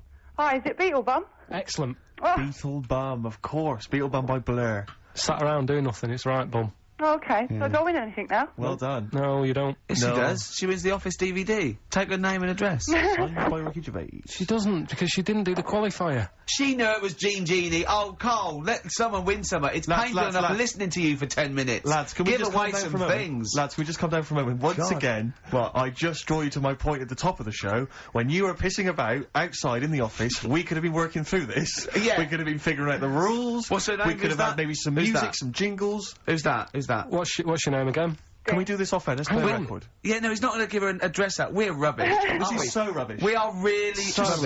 rubbish. What's your name? D? D. D, Right, okay, right, well, right. play a record and we'll get your address, D, and we'll send you some stuff. Thank you. What I mean, you should Excellent. come in an hour early. We should sort this stuff out. This is what I've been saying all along. I've been saying we should come in, do a I've bit got of preparation. things to do. Simon Mayo used to come in early. That was why He he's didn't written have to this. sleep and eat breakfast. Come back around by feeder on XFM 104.9. I'm Ricky Gervais, with me Steve Merchant, and our producer there, I say producer, Karl Pilkington, alright? Alright. Yeah, we got to slicken up this thing. If we're going to be as good as Mayo, we've got to come in early and do the work. Yeah. Let's get in at 10 to 1 next week. We're not in it next week, are we? I'm No, well, also- no, I mean, we would be if it weren't for the fact so that what you are you need a gonna holiday already. You've done 3 weeks, but yeah, you need a little rest. Well, I wasn't on holiday last time, I was working. Sure. So what, you're just going to do a best of, are you? Yeah, just dig out some bits. And what are you going to do? Just lump them together? Just, like, pick some favourite bits. Yeah. Right. And, That'll fill up 10 minutes. Well, I'll And tell the you rest what, is music, is it? do this then. Do the links then. So. Well, why don't we do some sort of stock links now then? Okay then. Do you remember that, Steve? Oh, that was a great moment. Yeah, great moment. I'll tell you what though, I love the bit when he, just play Let's it. just play it. Right, so you there's play some one. of there. There's Can one. you do a proper intro, so it's like, you know... Okay. Oh, yeah. Yeah. What, you know what song we're going to come out of? Just say generic, like, that's a good song. Well, let's work out what it might be. Okay, well, what do you want to start off with next week then? I'll see. Well, give them a few options. Okay. Give them a couple of options. That was a great track by Oasis. Yeah. Oasis there. Well, we're not actually here today, Steve. We recorded these last week. I'm on holiday. What you're just probably I'm chilling probably out out with a lady. Yeah. Leave me alone, stop phoning, ladies. This You is have like to the best of last year, and we're going to kick off with a classic clip. Who can forget this? All right, so Brilliant. like So that. then just weave that in. Yeah, and then come out of that, come into a record or something. So I come out with another record. Just one more, just in case I need it. Okay. I don't know. That was Bob the Builder there. Shouldn't really be playing that on XFM, but... Stupid, Carl, stupid. Don't know what you're thinking, mate. You buffoon. Yeah, you're an imbecile. Oh, okay, I know. Ah, great track. I love that. Yeah, beautiful. Well, I love working with it. Yeah, no, come on, let's get these right. He needs to use these next week. Okay. Another great Can't we track... just do this later? Well, I've got to go. I've got to run Shoot down away. to the airport. Yeah. Yeah, but this isn't going to work. It's a mess. Well, just... oh, yeah, Well, like that'll be fine then for this show. It can slot right in, Carl. Yeah. Oh, talking of a mess, mate, your competition. Yeah. It was a shambles today. I mean, last week we gave it the benefit of the doubt because it was the first time we'd done it, but you've got to think it through, mate. You can't be making it up on the spot like that and changing the rules. Yeah. I'm sorry, mate. I mean, I know you did it with the best intentions, but it was I feel shoddy. worried that people think we get at Carl and everything. Yeah. But that it's was appalling. Yeah, it was I mean, terrible. It was sort of interminable. Like, Well, I think you've got to compress those stories. You've got to tighten them right He up. gets paid something like 30 quid extra for this as well. So, I mean, he's getting good money for it. Listen, right, you say that you've got to compress it, right? The way I look at that competition, it's like Columbo, right? The murder bit at the end is done in like 3 minutes, but you drag it out for an hour. Yeah. So you sort of make it exciting and like, oh, I wonder where he's going with this. Sure. And it worked. You know, D Hudson, she's walking away with the DVD, she's laughing. Yeah, but Dee's fine. She's the only one who's gained. Everyone else has had a miserable time. Yeah. Of course she's happy. She's won something. But what about the listeners? There's no entertainment value I mean, there. they're loving it now because me and Steve are on, and this is scintillating stuff. Yeah, this is dynamite You know, stuff. this is amazing stuff. Talking about we're not going to be here next week and doing next week's links. Yeah. Because I can't be bothered to come in early. Okay, wow, excellent. Well, it's that's 1:45, Steve, on XFM. I've enjoyed this 104.9. wonderful collection of our greatest moments. Yeah, there's still more to come. You'll be next week, won't you? Yeah, I'll be back next week. Okay, I'll do the last one. Well, I hope you enjoyed some of the best of moments there with. I'm not going to use these. Why not? Well, they're a mess. Forget it. Forget it. Well, forget it. We'll do them in a bit when you're done. I'm not. I cannot do it. When's your plane? It doesn't matter when the plane is. We can do it in a bit. I'm definitely not doing it. I'm not wasting my time going through that. Well, I'm missing it then. So There won't be we'll any waste our links then. time. Right. Right. Forget it then. My favourite Suede song there. Stay Together. By Suede. Stay Together. Well done. Well done. That's what you're being paid for. Well, no, because it could have been a Suede song sung by Atomic Kitten. Sure. And like I said, that's my favourite Suede song by Atomic Kitten. Yeah. So, you know. Thanks for that. Do you think this is the worst show we've ever done? No, I mean, we've done some god-awful shows in the past. Really? Yeah. Okay. I mean, some real grim ones in the past. Okay. Do you think people see through it even before we tell them that we're not really cutting the mustard, Yes. putting the effort in? We had nothing to say last week. No, I don't think anyone's fooled. I think some people are tolerating us because they quite like your TV work, but I mean, other than that, I think they know And they we're haven't played sharks. good music. Well, We don't skip on the tunes. But you if know. I was listening to this, I'd be thinking I could do a better job. I'd be livid if I worked in like a bakery or something, and I was like, I hate this job, and I'm listening to us, you know, gibboning about on the radio. I'd be livid. I'd be angry. Really? Yeah. I mean, if this was a BBC show, I'd go mental. Why? Because Why is because I'd be BBC paying a licence fee and everything. So Oh, I'd just, okay. It would feel like it was my money being squandered. But we don't have to At check, least 'cause this they- is advertisers' money being squandered. Yeah. You know, this is big corporations. Screw them. Yeah, and people haven't paid anyway, have they? A lot of them haven't, They probably yeah. paid for the batteries in their radio. Maybe if they're listening. We're so sorry about that. Yeah. I feel guilty just for wasting their time, Rick. But next week's going to be a clip show again. Yeah, there's gonna be a that clip Carl's show. going to do. We've decided that Carl's going to just do the links next week by himself. Or maybe get a guest hosting, maybe you know, like, what was that guy? Dennis Norden? Yeah. A Norden type. You know, in the Sony Awards, you hand in one show, don't you? Yeah. We could hand in next week's, couldn't we? Because it was broadcast in this year. Just that it's a clip show from years ago. Yeah. You know, because you could hand in I Love 1975, couldn't you? In the BAFTAs or something. Yeah, you could. Yeah. So should we? You're even bored, aren't you? You're bored with this show as well. This is terrible attitude. We're allowed to be bored. We're the talent, right? I thought you were going to give us like 10 minutes after the show to do them, but I can't. I've got to go. yeah. Right. Do you want Thanks, to wrap it Sam. up, Steve? Because Ricky's taxi might be waiting now. So No, it's Listen to this attitude, Rick. Are you going to put up with that? Don't you know who you are? I just don't believe it. They should be chomping at the bit to get. They should. I can't believe their luck. Yeah. Do you know what I mean? Sure. And do I get treated any different? No. Yeah. Worse. Yeah. Yeah. Answers on a postcard if you can figure out what that sentence meant. and there'll be a DVD on its way to you. Listen, we had an email from Glenn and Sharon, and Sharon was rushed into hospital last week, and they wanted us to play something for her. She's back now and she's okay, but anyway, they always listen to the show, they're big fans. They asked for some Nick Drake. I'll play some Nick Drake next time, but instead I thought we could play a classic Dylan track. I know you're a big fan of Dylan. Yeah. Just Like a Woman, it's just beautiful, and that's my song for the ladies. We won't see you next week, Ricky's away, but there should be a hilarious compilation of all our best moments. Oh, I look forward to that.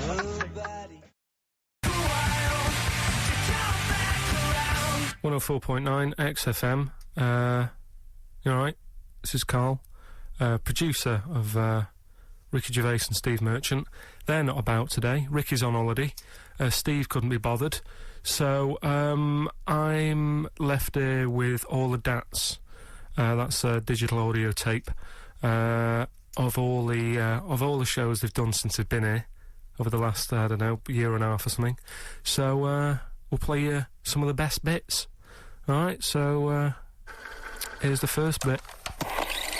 I just wish we could maybe tape the bits we're not on air, just because that's when Karl comes into his own. Yeah.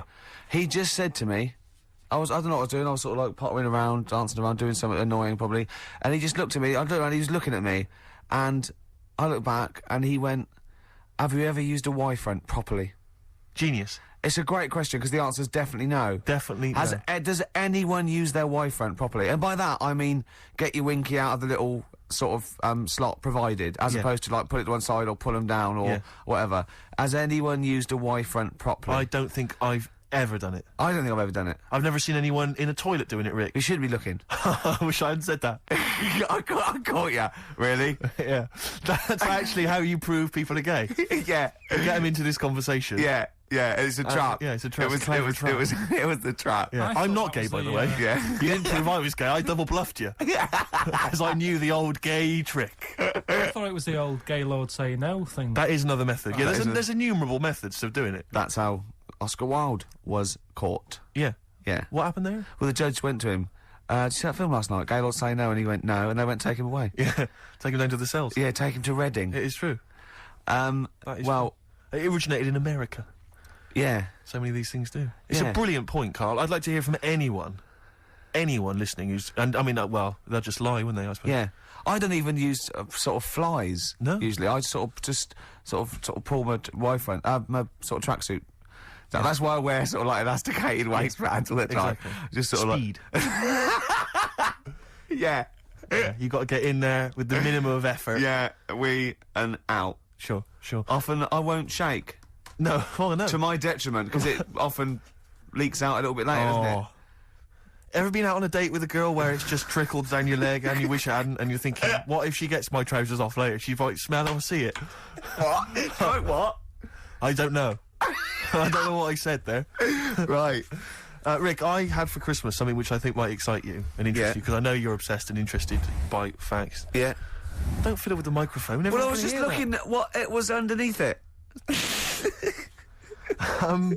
So this is a book, it's just facts and trivia. It's edited by Sir Isaac Asimov, who I think's dead. So I don't know when my parents bought this book. I assume it's from a second-hand shop or something. Right. It's quite long, but I got it for Christmas. I keep meaning to bring it in, because generally the facts are quite sensible in here. And I like to think if Isaac's been involved, they're probably substantiated. It's not like kind of just this nonsense on the web. I think that this is probably... Or up in Greg's the Baker's that Karl gets most of his facts from. The ancient Egyptians trained baboons to wait on tables. Karl, fascinated.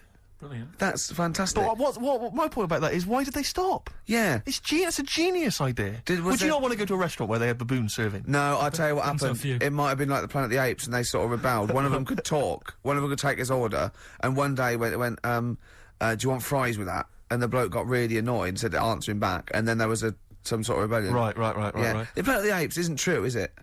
It's not a documentary. Right, okay. I wonder, because what I like the idea of having baboons is the fact that I reckon they're... Like, I have difficulty, and I'm sure you do, Karl, like, working out that sort of 10%, you know, on a bill. Yeah. I reckon baboons would find that particularly hard. I reckon you could get away with under-tipping them all the time. Yeah, exactly. Just not leaving enough and just legging it. Exactly. They go away and you go, sucker. Yeah, exactly. So I'd love to see some baboon restaurants. If there's any restaurateurs out there, so Terence Conrad or someone. If you do go to a restaurant and you've been waiting on those, please don't order the banana daiquiri, because it comes half-eaten. They can't help their little selves. They really can't. They're okay with, like, you know, beef and steak and chips and all that. But there's a little bug. I go, do you... Can you imagine that? The baboons serving at waiting tables. It's genius. Just stop to think about that. It's absolutely incredible. Yeah. It's absolutely dynamite. Yeah. That's a See, good zoos fact. would be a lot more popular if there was, like, the canteen and you could go If and they be were served. serving tickets to two... yeah, Exactly. one child. Well, okay, go through there. But I Okay. think they should do other things, like in the Flintstones, they used to mix cement in that bird's kind of thing. Pelican, yeah. We should start doing that again. Because that also happened in ancient times. Yeah, exactly. According to the Flintstones. Yeah, before they had proper cement mixers, that's what they did. That was how they did it. Definitely, yeah. Just animal facts. I remembered one in the week. Go on. There was, do you know them two gay American men who have tigers? Okay, the two gay ones, Those yeah, are go the on. Two possibly gay guys. Yeah, let's not worry about libel law anymore then. Yeah, if you go on. shave a tiger's head, Whoa. Right, okay. You've got to treat that sentence with a lot more reverence than you did. Think what you're saying. If you shave a tiger's head... not just its head, its whole body. Oh, sorry. Sorry, yeah. So I thought you were getting weird. Go on then, yeah, if you shave a tiger, yeah, go on. It's still stripy underneath. The Yeah. skin's... Is it like rock? It goes all, Is it like all the way through? Yeah. Yeah, It is. that's amazing. Where did you hear that one? I remembered that. Like, I was Was watching... that drunk just shouting it in the street? I shaved a tiger and it's still stripy. Get out of here. Yeah. Well, you know a polar bear? Polar bear's skin is actually black, and its fur is transparent, not white, and it gives the illusion. So it gets all the radiation possible from the sun, but it's still camouflaged. I didn't understand that, Rick. Sorry, you lost me. If its skin's black, a polar and bear's its skin is and its black. fur is translucent, And it's translucent. so why is it white when we see Well, it's just because the light hits it, and the sun reflects off it? yeah, and it makes it look white. Yeah, so if you look at each individual hair, it's actually translucent. So at there, its night hair. it would be black. Well, everything is. Is it? Yeah. Oh, not bright stuff, Rick. You embarrassed yourself. Play a record.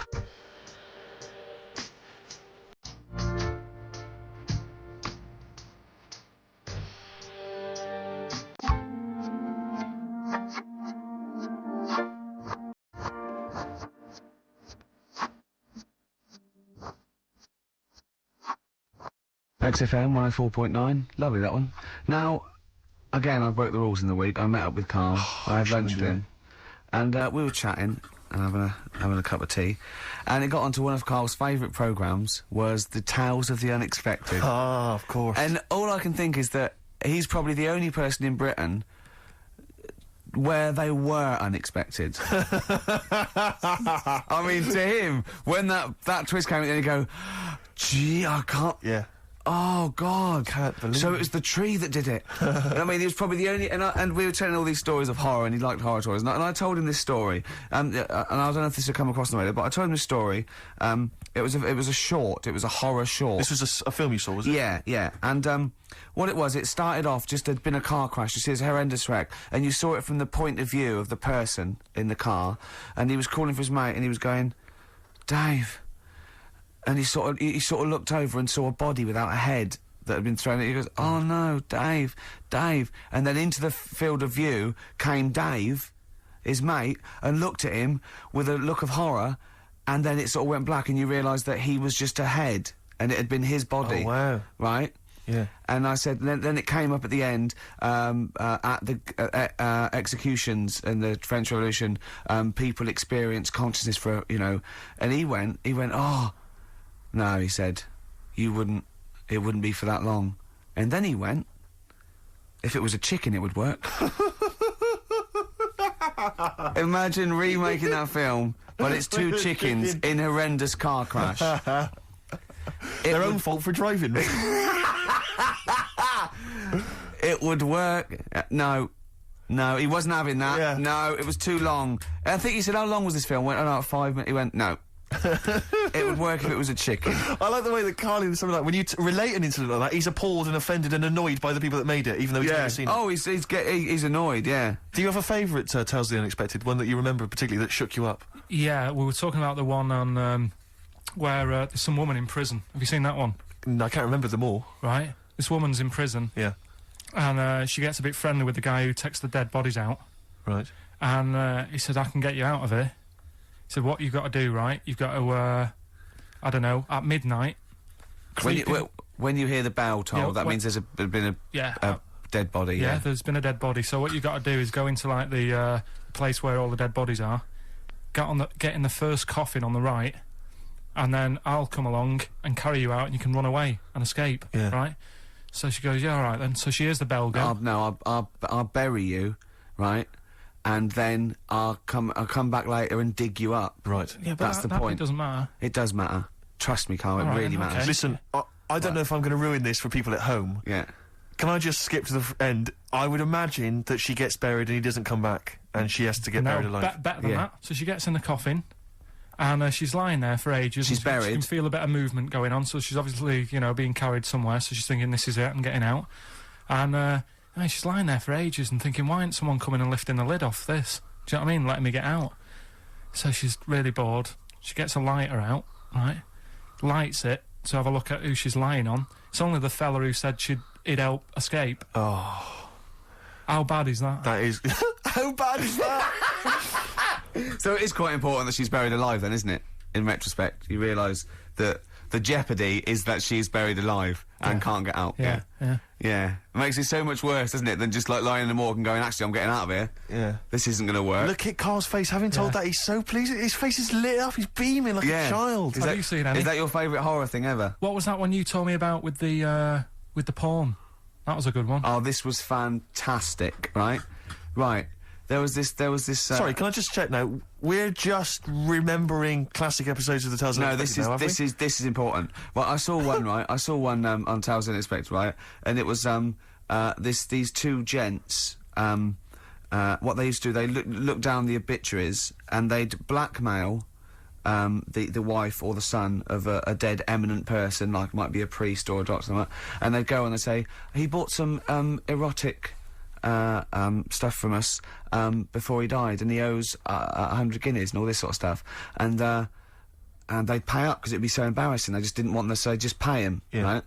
And this one bloke said, who are these people? I'll meet with them. And he goes round there, and he goes round, and they go, your father, he goes, my father could not have bought any erotic material from you. And they did it, he goes, he couldn't have, he's blind. Right, and that was the twist. And Karl went, so it was magazines, not videos then.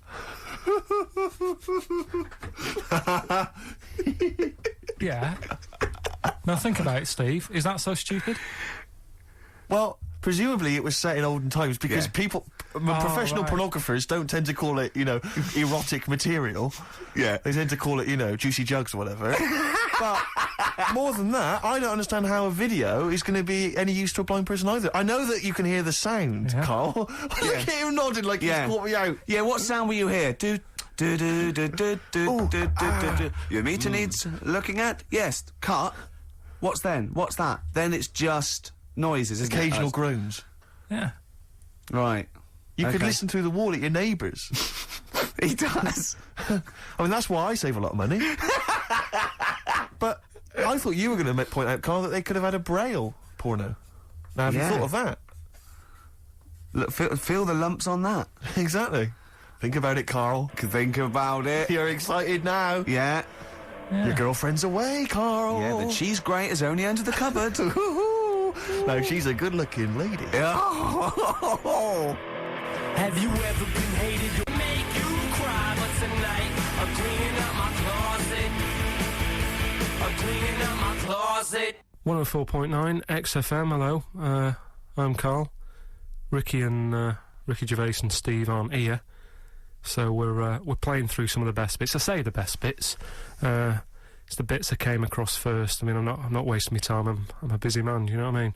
So here's another bit. What do you make of the first genetically modified baby? Oh. Are you worried about this? Do you know what did they do? What? Let me see what it says here. It says, isn't it just choosing the eye colour? Well, this is the concern, isn't it? That in the future you'll be able to decide whether it's a boy or a girl, how intelligent it is, what it looks like, is it handsome, is it ugly? Obviously, no one will choose an ugly baby, and so on and so on and so on. And so it means that where will it lead? Where will it end, Karl? Are you concerned?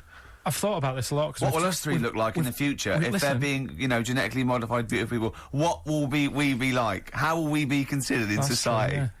But we've talked about this before, haven't we? About the cloning thing. Yeah. That's a bit weird. Yeah. But I don't think it matters because at the end of the day, right, you might look like some other kid, but it's the way you're brought up that will change your features and the way you are, you know, your personality. If you lie, you get a long nose, don't you? Well, no, but listen, right, because I remember when we, you know, I was growing up on this estate. This is going to be good. Go on. No, it's not. It's just an example of how this doesn't work. Go on. So we don't need to worry, sort of thing. Sure. Right? Okay. So I'm growing up on this estate, and there was this woman about 4 houses down, right? Who's a bit rough. All right. Didn't fancy her. Oh God, no. Right, but she had a baby. Well, tell me about her first. I'm interested in this woman. Why was she? It was a very... So like being a man in a dress. I mean, I didn't grow up in a posh house or anything, and I'm not saying that if you live in a bit of a rough house, you're a bad person. What does she look like? But anyone can Tattoos? clean up. Look like Tony Green with a fag on. They didn't clean up much, right? Oh. Which, even if you've not got a lot of money, you can still try and make a place look nice. Yeah. Right? But she didn't, and a kid used to take a horse into the house. Sorry. Whoa, Neddy. What do you mean a kid used to take a horse into the house? Where did he get a horse? Must have nicked it from somewhere. Must have done. You seen a horse in it? No. What, is that from outside the saloon round the corner? Yeah, was it just tied up with a bit of... Right? Oh, that's great. Did Big Jake come looking for it? I'd been out. Oh. No, sorry, let me get this. This was before the lynching stopped or after? Where did he get a horse from? What do you mean he must have nicked it? His mum said, where'd you get that from? I bought it. All right, then. But keep it out of the kitchen. I don't want you going Catlin rustling. Where did he get a horse from, Carl? And how long did he have it for? Was he leading it or riding it? Mum, open the door, I can't stop! I can't stop it. Open the patio door as well, Looks like we got us a runaway. What do you mean? I don't know, but the thing is, they couldn't afford to buy one because they're not cheap. So I'm just guessing. Maybe that's wrong of me. But I think... He had a horse? Yeah, right. So that's why the family didn't have any money. They'd spend it on the horse. No, I don't think, that's what I'm saying. I don't think they would have bought it. So anyway... Yeah, it's wise to whisper, Carl, in case they're listening. Yeah, and they could be in the room next door. It's not buying it, it's keeping it as well. Oh, so I was like in the car with my dad coming into the avenue, and you used to have to drive down it to turn round and you know, sort of go back to our house. You had the traditional method of transport. Yeah. And the horse was in the lounge, reading a paper, just like walking around. Oh God! What? And when I was doing, I tried to earn myself some money once by flogging little flowers in plastic cups. What? This is genius. It just keeps coming. What do you mean you're trying to flog little flowers? What do you mean? Wait.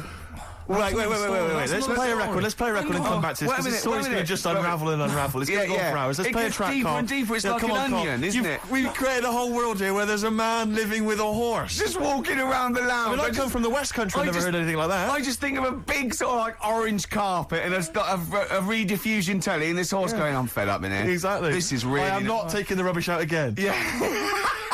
Right, play a record. Let's have Velvet Underground. We've got that lined up. Oh, yeah, the classic from the first album, I'm Waiting for the Man. Let's come back to the horse in a second. Little flowers in pots. What do you mean?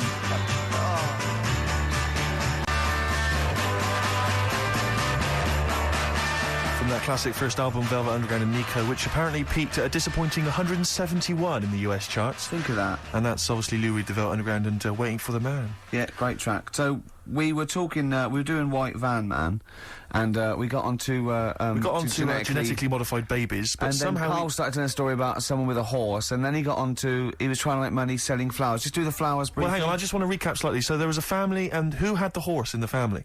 It was... Because you lived on an estate in Manchester. So the mother was a right pig, apparently. Well, I don't know if that's relevant. You don't need to go that far. But what I'm trying to do is, like, make a picture for you so you understand. What a picture picture it is. Who did she look like? Bit of a... and no disrespect to her. Bit like Pauline Quirk. Quirky, yeah. Right? Okay.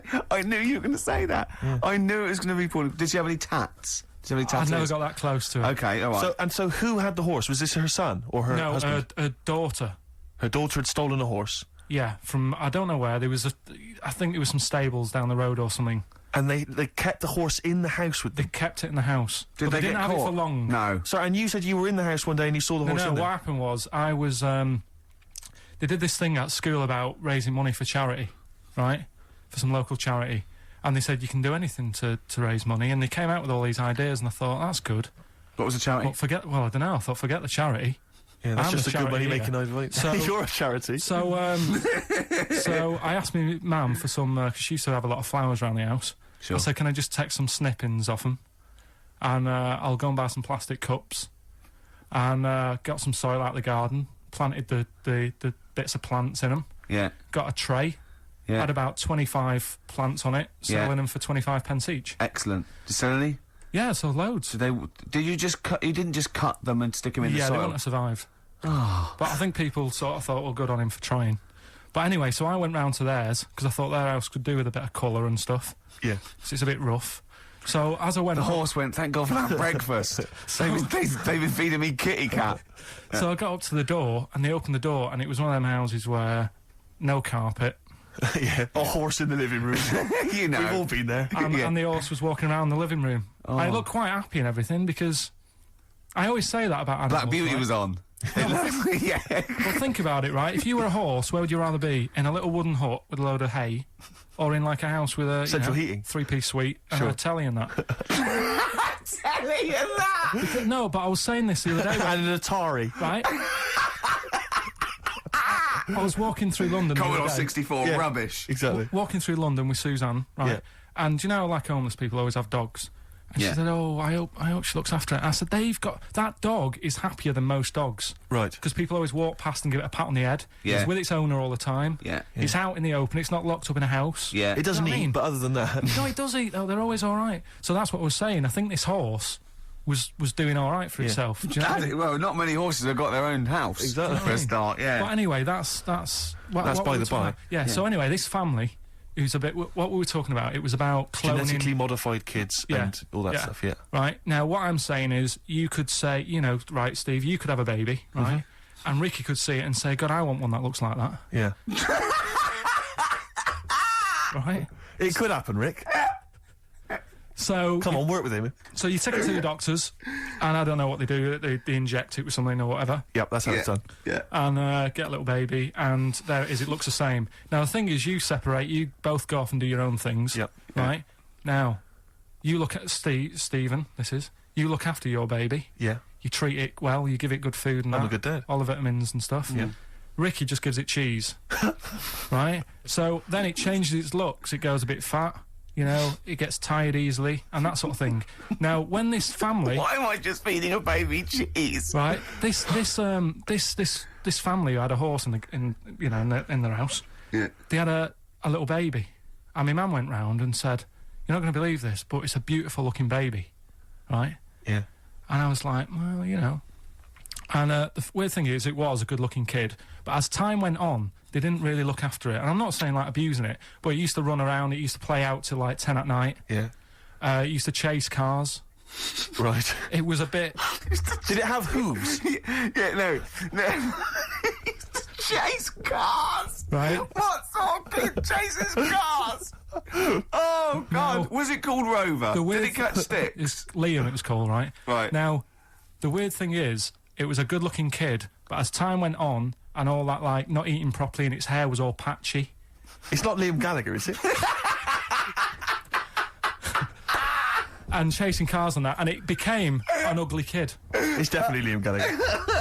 And that's what I'm saying, right? You can clone all you like, but at the end of the day, it's Yeah. how you're brought up. Brilliant. Wow. Whoa. Life. Wow. That was a hell of a point. God. But am I right? Oh, you're always right, Carl.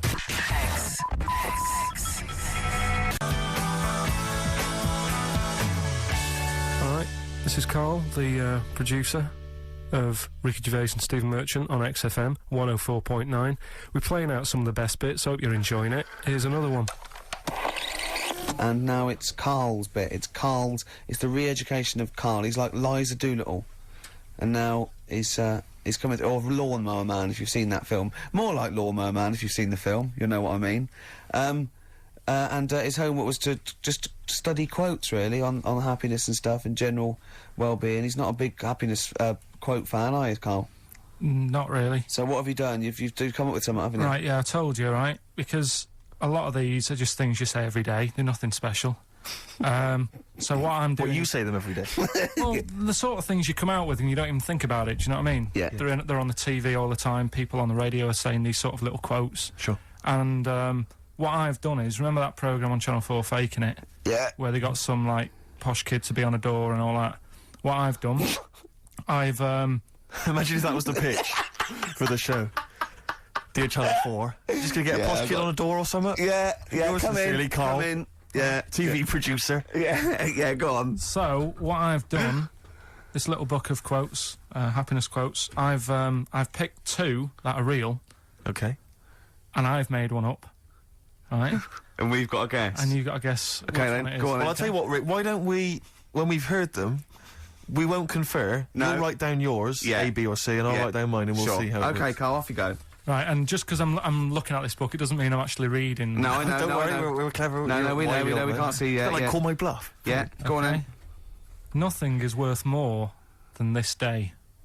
Okay. Yeah, Yeah? All right. yeah. The way I see it,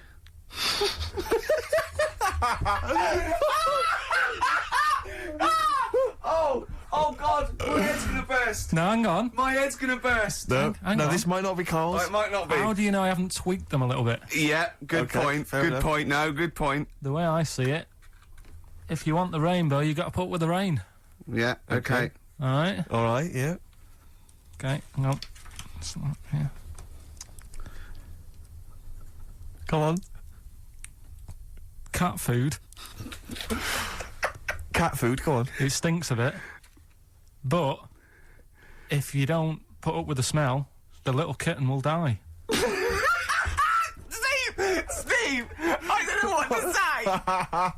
I don't know what to say. Imagine this in faking it. Imagine their faces when he says that. And they're going, oh my God. Oh. Carl, play a song, mate. We'll have to confer on this one. Go on then. Right. First one. Nothing is worth more than this day. Excellent. Next one. What does that mean? Well, cherish now, cherish your Yeah, time. okay. Because you can't get it back, and Yeah, you know that's the way I saw it. Carpe diem, whatever it is, seize the day and all that. Okay. If you want the rainbow, you've got to put up with the rain. Yeah, of course. Yeah, rough with the smooth. You know, it's not all plain sailing, but you know, rainbow's beautiful, but it comes because of the rain, which you might not like. So Yeah. make the most of everything, and yeah. Good. Cat food doesn't smell good, but if you don't put up with it, then the little kitten will die. Right, now, Carl, that is a good effort. Now, that one's yours.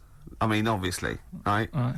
Right, no, but it's a good effort, right? I mean, it slipped seamlessly into the others. Yeah. Don't think it didn't. No, but it's good. I mean, we knew it was that one. But what I will say is, it's good, but what you don't know, maybe subconsciously, is, I mean, it's very similar to the putting up with the rain and the rainbow. But that's good. Why do you think that?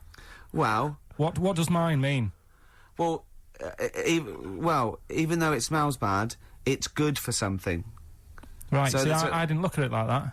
What did you look at? I kind of thought... Was yours more specifically about cat food, generally? Because, you know, normally it's an analogy. Yeah, or a metaphor for something, you know, much bigger. Well, no, the way I I mean, looked at it- Dolly Parton, who I think did the rain thing, she wasn't specifically concerned about weather conditions. No. It was a sort of general idea. It's all about life. Yeah. It Well, exists. that's what I've done. Go on, I've what- used an everyday thing Yeah. and put it with today's problems, right? Go on. So, like, my girlfriend, yeah, she might like to go shopping for clothes. I hate it, Right. but because I love her, I put up with it.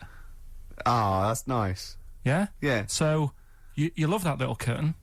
You can't stand the smell of the stuff you got to feed it, but because you love it, you go, well, you know, I'll put up with this just for a few minutes, and then I can like squeeze its head later and give it a little.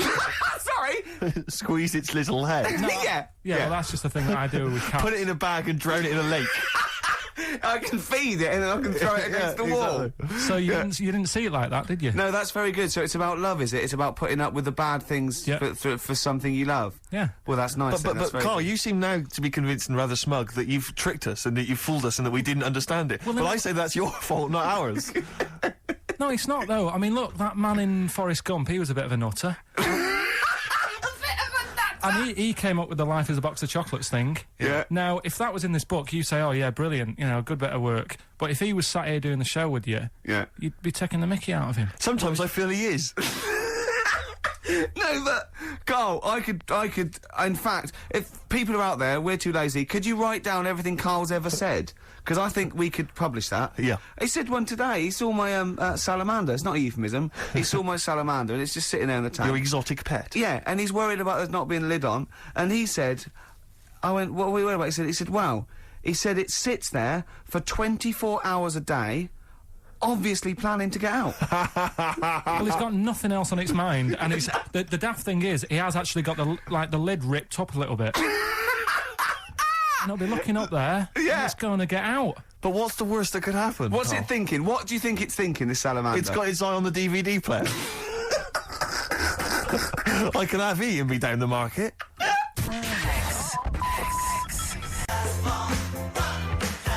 Class. Rock the Casbah. I love the fact you had at least 3 minutes to get that right. I know. Prepare and get that right. I know, but my mouth was full of Maryland cookies. Yeah. You know, last week, this would blow your mind. He came in, do you know what he'd bought? For himself, about 10 penguins. Who buys penguins still? I know. Or wagon wheels. Oh, I've never liked wagon wheels. Have you not been a fan? No, but I'm sorry about that. It's the Clash and Rock the Casbah. Talking about records, have I told you that time my brother-in-law, he was moving out of his place, I think moving in with my sister, and I was about, like, I don't know, 13, and so he was about, I don't know, 30, and I moved in, and he brought round all, his records when he was storage to leave them at our house. Right, and he had all these old sort of records, 50s and 60s records, no Elvis, right? And they put them upstairs, and I was looking through them, and it's just all like Elvis stuff and Beatles stuff. And there was a mate of mine who loved Elvis, okay, and he had loads of chemicals. Yeah, he had loads of chemicals, and I was into chemistry, and he said, "Swap me some chemicals for them." So I sort of nicked about 5 Elvis singles, and I got all these chemicals, and then the guilt just hit me. I just thought, well, he's going to notice that, and one night I just came downstairs and I confessed to my mum, and she went, "All right, well, I won't tell him, but you've got to be good." And it's sort of like I was just really, really good for a year. And then I remember when I was about 18, my brother was talking about it, and he said, "Did you ever play those records I left for you?" Brilliant. He told my mum, he said, "These are for Ricky." She just didn't tell me. She was sharp, wasn't she? She used opportunism there. Oh, that's genius. And that was it. That's why I was good. But you've never stolen anything since, have you? No, I don't. Except that spate of shoplifting after that to teach your mum a lesson. yeah. Well, I went round and arson. No, I did. I just couldn't believe it. It was terrible. I remember. I think all kids go through a phase of shoplifting. Well, and when I was going through it, I used to just little things, just like magic markers and magazines, Mars bars, that sort of thing. Yeah. And one day, right, my mate Anthony, his mum called up my mum and said, I've got to meet up with you. I've got to have a word with you. And she said, "What about?" She said, "I don't want to talk about it over the phone." So she goes, "Oh right, well, yeah, come round tonight then." So anyway, my mum sees me. She don't want to be in an awkward position and like be a bit embarrassed and what have you. So she sees me and she goes, "Right, Anthony's mum's coming round. What have you been doing?" Yeah. So I go, "Oh God," I said, "I've been nicking stuff." So she goes, "Like what?" So not big stuff. I've had a few calculators and Mars bars and stuff. How many? I'll just work it out. Hold on. Works out at 7.2 per day. So how many calculators do you need? So anyway, so it was when that phase. You failed maths, didn't you? Everyone wanted a calculator. It was like a trendy thing, wasn't it? Right. Oh Yeah. In Manchester a couple of years ago. Yeah. So anyway, so I told her all this and I confessed to like. Computers will make it there one day. I confessed to There's magic in the back of battery. Go on. Confessed to nicking all this stuff. She comes round. She only wanted to borrow some money. Brilliant. She said, "Oh, I don't like asking. I was a bit embarrassed to ask you over the phone, but can I borrow 20 quid? Oh, that's fantastic. And there's me. That's great. And it's similar sort of thing to yours. And did you? And he went, "Hold on, Mum, let's just work out the interest on that. I bank 10%. She'll owe you £4.40. Oh, so your mum was a loan shark. yeah. And did she mention She that went, you'd been nicking stuff with that other? Because what I'm saying is, presumably you got your mate in trouble. No. Right, you didn't. That's great. Anyway, should we have some more music? 'Cause, Yeah, we've go been on. waiting for hours. What are you going to play, Carl? We've got the Cooper Temple Clause Oh, lined up. brilliant.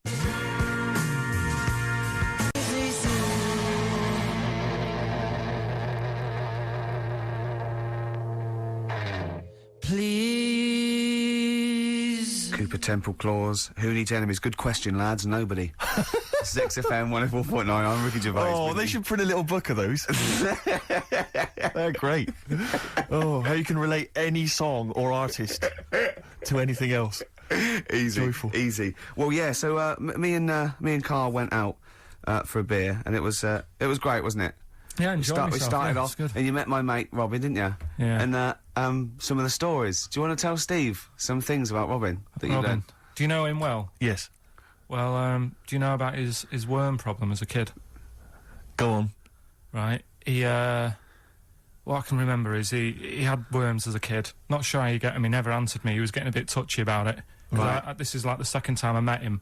I think he was a bit annoyed that Ricky told me about his problem. What Yes. now? Now, straight away, you not being there, instinctively, what do you think went on with this story about worms? My suspicion is rather like when you told a group of people that Robin had once suckled milk from a cow's udder.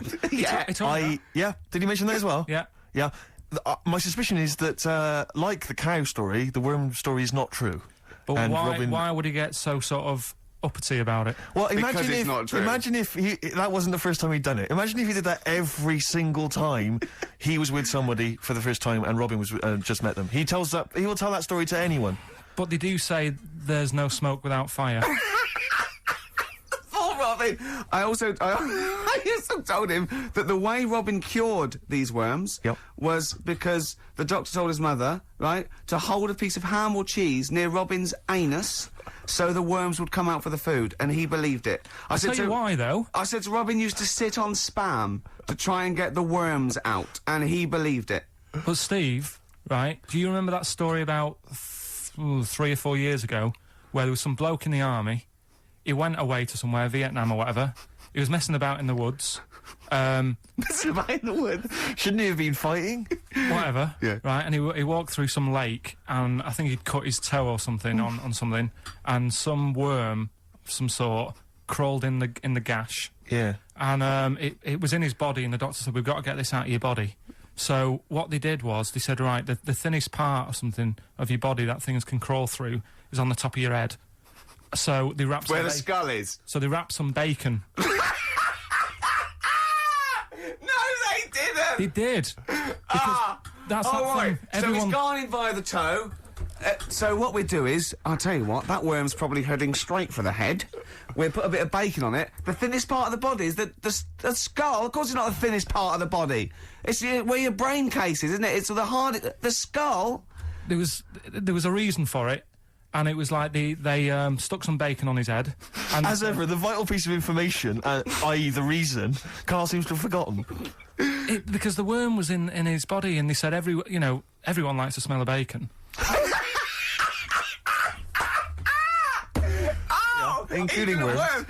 worm. Even a Vietnamese lake worm. They Oh, they love Remember bacon. Remember last week when I said about the little fella with the bone with no brain, and you were proved wrong? No, Please. no. We were saying it wasn't a little fella. We were saying it was a stillborn child. It wasn't a little You're fella. changing it now. You weren't having any of it last Right, week. hang on a minute. I'm getting confused. There was a Vietnamese snake that went inside of a soldier. worm. A little, like, maggot or some sort that you have to get out of your body because it causes problems. Yes, and so in order to get it out of the He runs body, amok. they strapped bacon to his head. Yeah. That is great. This doctor. And did that work? I think so. They had a picture of him smiling.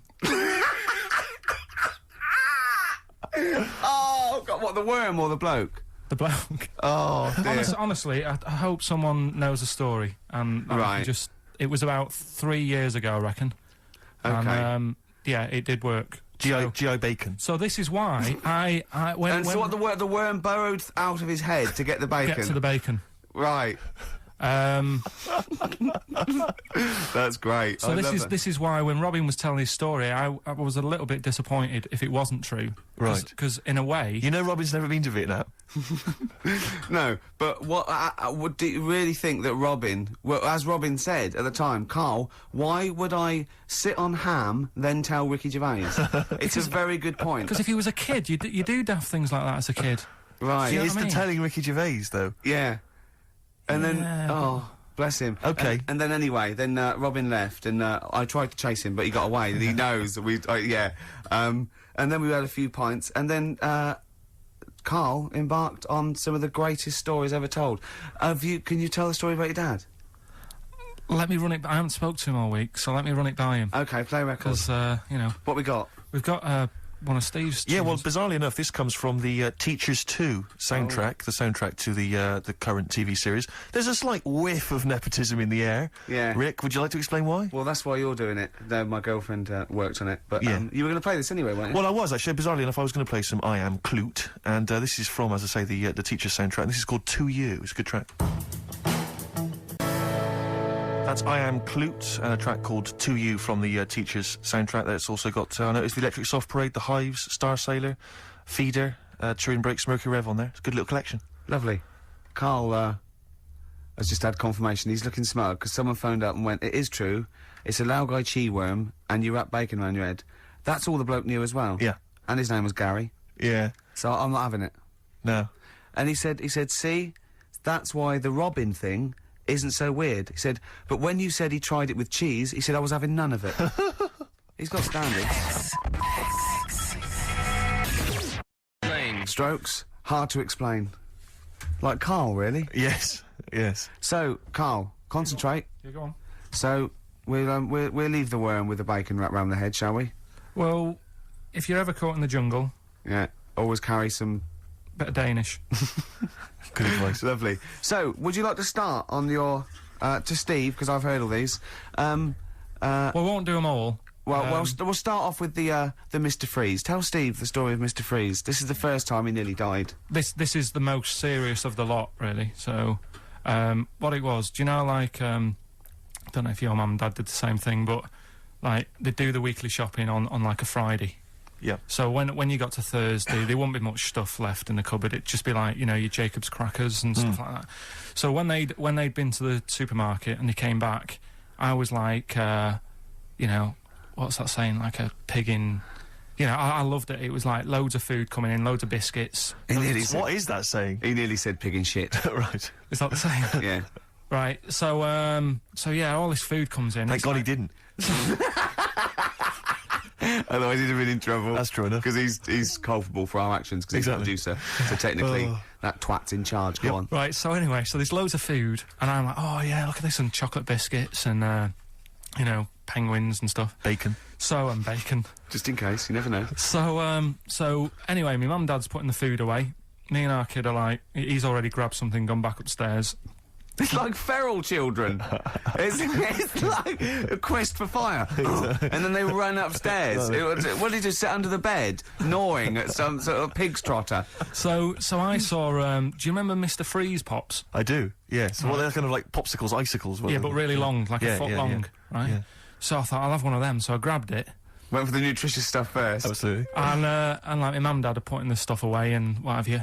And I rip it open and knock it back, right? Straight away, just right back like Swallow that. it straight down away, it. But it went down the wrong way, right? So I What, was down like, your shirt?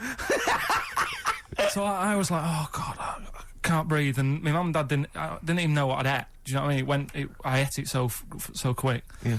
And I'm sort of tapping my mum on the back, going, and she's going, oh God, you know, he's choking again, because I was always choking. If it was one thing, I don't know if I've got like a small throat, but I mean, even Ricky knows I can't drink that much, can I? Yeah. Do you know, Or eat pebbles. I'm not a quick drinker. I'd always, I think I'm scared of like swallowing stuff. Yeah. And it was like bottle tops and mint imperials and stuff. I was always choking on stuff. Oh, jeez. So anyway, she's going, oh God, what's he picked up on it now? Drop it! Drop it! So- And she hit his nose with a stick. So I was going, I'm choking. At this point, my dad had like I think he'd put his share away, you know, his food away, and he'd gone. His share! I love it! Yeah. He'd gone to watch, like, Winner Takes All or whatever in a lounge, and I was in the kitchen, and I was starting to, like, I didn't care anymore, do you know what I mean? I just got to that point where I wasn't struggling anymore. You just thought, I'm done I just was, like, falling to the ground. And my mum's going, you know, get in here, I think it's serious. And my dad comes in and sort of starts shouting at me, saying that's what you get for being greedy. He didn't even know what I'd eaten. Well, it was the moment to teach you a lesson, certainly. So he's there like that, and my mum's going, oh, look at him, and my lips were going purple, and my eyes were rolling into the back of my head. You look like Marilyn Manson. And so anyway, she grabbed me from behind and did that fireman thing. The Heimlich manoeuvre. Yeah. And, you know, winded me, and it came up, and I was all right. What, the whole like, popsicle came flying back out? you see, that's what I don't understand, because there was nothing there. No, just a little bit. No, it swells up, doesn't it? Because it irritated it, so it went down your, just sort of like your epiglottis. It went down the wrong way, like it went into your air canal instead of your throat, and it sort of sort of spasms, and that's the fear. You just got to calm it down and relax. So in time, I would have been all right. Yeah, anyway. you don't. Well, no, you might have. So that's so that's hang on. one. So, but No. But the weird thing is, like for like 3 days after that, I felt like a sort of special person. I went to school. I'm saying nothing. I did full days. a special needs person. Yeah. I went to school the next 3 days after that. I didn't like wag it or anything. I did full days. I love that. 3 days, turn over a new leaf. Yeah, exactly. After 3 days, you thought, screw it. Yeah, Well, did a quick history exam. Yeah. Right, next That was one. That's weird. popsicle. That's popsicle hell, we'll call that. Right, next one. Which one's the next one? Oh, what about your paper round? Right, the paper round one. Paper round, I'd still say it's the best job I've ever had. And he means it. No, I really enjoyed it. It's like, you know, you don't have to work with anyone else, right? So you make your own rules. Just think of that. You know, you sort of You're around. spreading information Well, yeah, to people. yeah, Vital information. giving a service, Yeah. and no one else is around. You know, you can just do what you want and think about stuff whilst you're cycling around on your bike. It's really good. Yeah. So anyway, Imagine the stuff he's thinking about when he's riding around his I bike. can't. Oh, so getting in the head of a salamander. So anyway, I loved it, and even though I only got like 50p a day, right, no matter what the weather was like and stuff, I used to get up at 4:30 and go and do the round. And Why'd you get up at 4:30? because I wanted to watch the Pink Panther at 5:30, so I wanted to get me paper round done. I said, why didn't you watch the Pink Panther? And then do the paper. He went, I can't sit there thinking I've got my paper round to do. He'll ruin it for him. Yeah. So is it a good job or not? So 4:30 I was up and about, and this morning it was like winter, really bad winter, bad snow, you know, freezing cold, really windy and all that. And my mum said to me before I went to bed, she said, don't be getting up tomorrow, I'll give you the 50p. I said, it's not about the 50p. So, you know, people want the papers and stuff. So, Conscientious. so anyway, I went to bed thinking, you know, that's it, I've told her I'm still going, so, you know, whatever. Go to sleep, get up in the morning, and put all my kit on. And I used to have layers of clothing on because it was really cold. They had like a big anorak on with the fur on. I had like waterproof pants, and I got my paper round bag. And I went downstairs to get out and tried to open the door, and it was locked. I thought, oh, God. So she'd locked it so I couldn't go out. So I'm searching around the house looking for the keys. She must have hid them somewhere. I thought, oh, God, you know, I've got the papers to do. So I thought, how can I get out? So I went upstairs, climbed out of the bathroom window. God. Right, and to try and jump out of the bathroom window onto the porch. But the problem was, I had so much gear on, I was like the Michelin Man. So I could hardly move as it is. Yeah. And I'm trying to get out the window, and I'm like, trying to stretch down like that, get my foot on the porch, and my bag got caught on like the hook of, do you know, like how you have a hook so you can put the window open? Right, yeah, The little arm goes on. My bag had got caught on that. I was holding onto the wall and my foot on the thing, so I couldn't sort of pull it away in case I pulled it away and then fell on my head. Yeah. So I'm stuck there. Dangling. My dad comes back from working nights. Yeah. He thinks I'm a burglar. Gets out his gun. So he's shouting and stuff, going mad and going, Dad, it's me. And he had to give us a hand using a... He's heard that wily trick in Manchester before. He had to help me using a washing prop thing, a big stick. What did he do? Well, he said, just hold on for your dear life, and I'll sort of push the paper bag off the hook. Why didn't he go upstairs and sort it out? it was at that point where I was in the middle. There was nothing you could do. Do you know what I mean? It's at that point where you've just got to make a decision. Yeah. And by the time you got upstairs, who knows what might have happened? Sure. Do you know what I mean? You've got to act there and then, no messing around. Yeah. So And you could hear downstairs, now here he is, the Pink Panther. Yeah. Dad! Hurry up! Panther, ever so pink. Oh. So that was close to death, because I must have been about 30 foot in the air. So, to cut a long story short, he gave me about 4 or 5 near-death experiences, and he went, and the whole point of this, he went, so that's why I think I'm going to die of something horrible, like cancer. And I went, why? He went, right, you ready for this? Yeah. He said, well, I don't check my balls. Wait. He said, I don't like the feel. Carl, always check your balls. Do you I check don't yours? like the feel. Why don't you like the feel of your own balls? They just... I mean, you know that I don't like bodies anyway. Right. Do you know what I mean? It worries me a bit that you've got all that going on in your body, right, and your skin's keeping it all in place. Stop.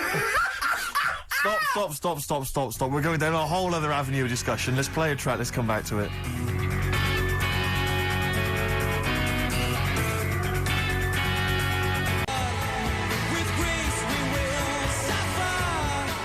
Alright, this is Karl, the producer of Ricky Gervais and Stephen Merchant on XFM 104.9. We're playing out some of the best bits, hope you're enjoying it. Here's another one. His homework was to come up with one of those stupid lateral thinking problems. We maybe should give an example of the genre. Romeo and Juliet, right? Romeo's asleep on the bed, Juliet's on the floor, covered in water and broken glass. What happened? And you ask all these stupid questions, and it's Romeo's a cat and Juliet's a goldfish. Again, Awful. what am I thinking? Yeah. Yeah, go on then, Karl. Right, Yeah. there's a bloke lying on the floor, right? He's cut his head, blood's coming out of his head, and all his mates come running up, and they're all stood round him. Yeah. And they don't take their hats off as a mark of respect. That is outrageous. Why didn't they take their hats off? I'm laughing, but it's probably as good as the real absolutely. ones. A bloke's fallen with his... Yeah. He's lying on the floor. Yeah. He's dead.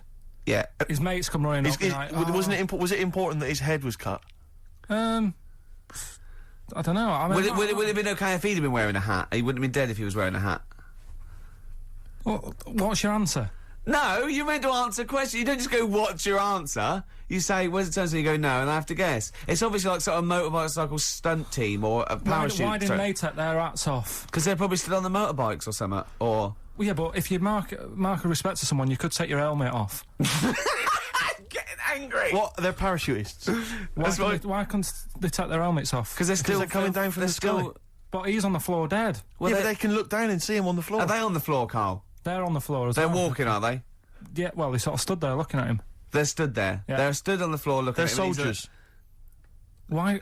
But why? If they're Because it might be in a battle zone. They might have their helmets on, and he's been shot in the head. No. Well, that does work. You see, this is my point. That one works. That one works. Unless you've given us a piece of information where that doesn't work. What's the difference? Why is yours different to he's been shot in the head in the trenches and they're looking at him and they keep their helmets on? I just don't think it matters as much. If they're in the trench, they're already guarded a little bit, so they could take their hats off. It's the best mate, for God's sake. Okay, he's dwelling on this. Are they normal hats? What kind of hats are I'll give you they? the answer. No, don't get ratty.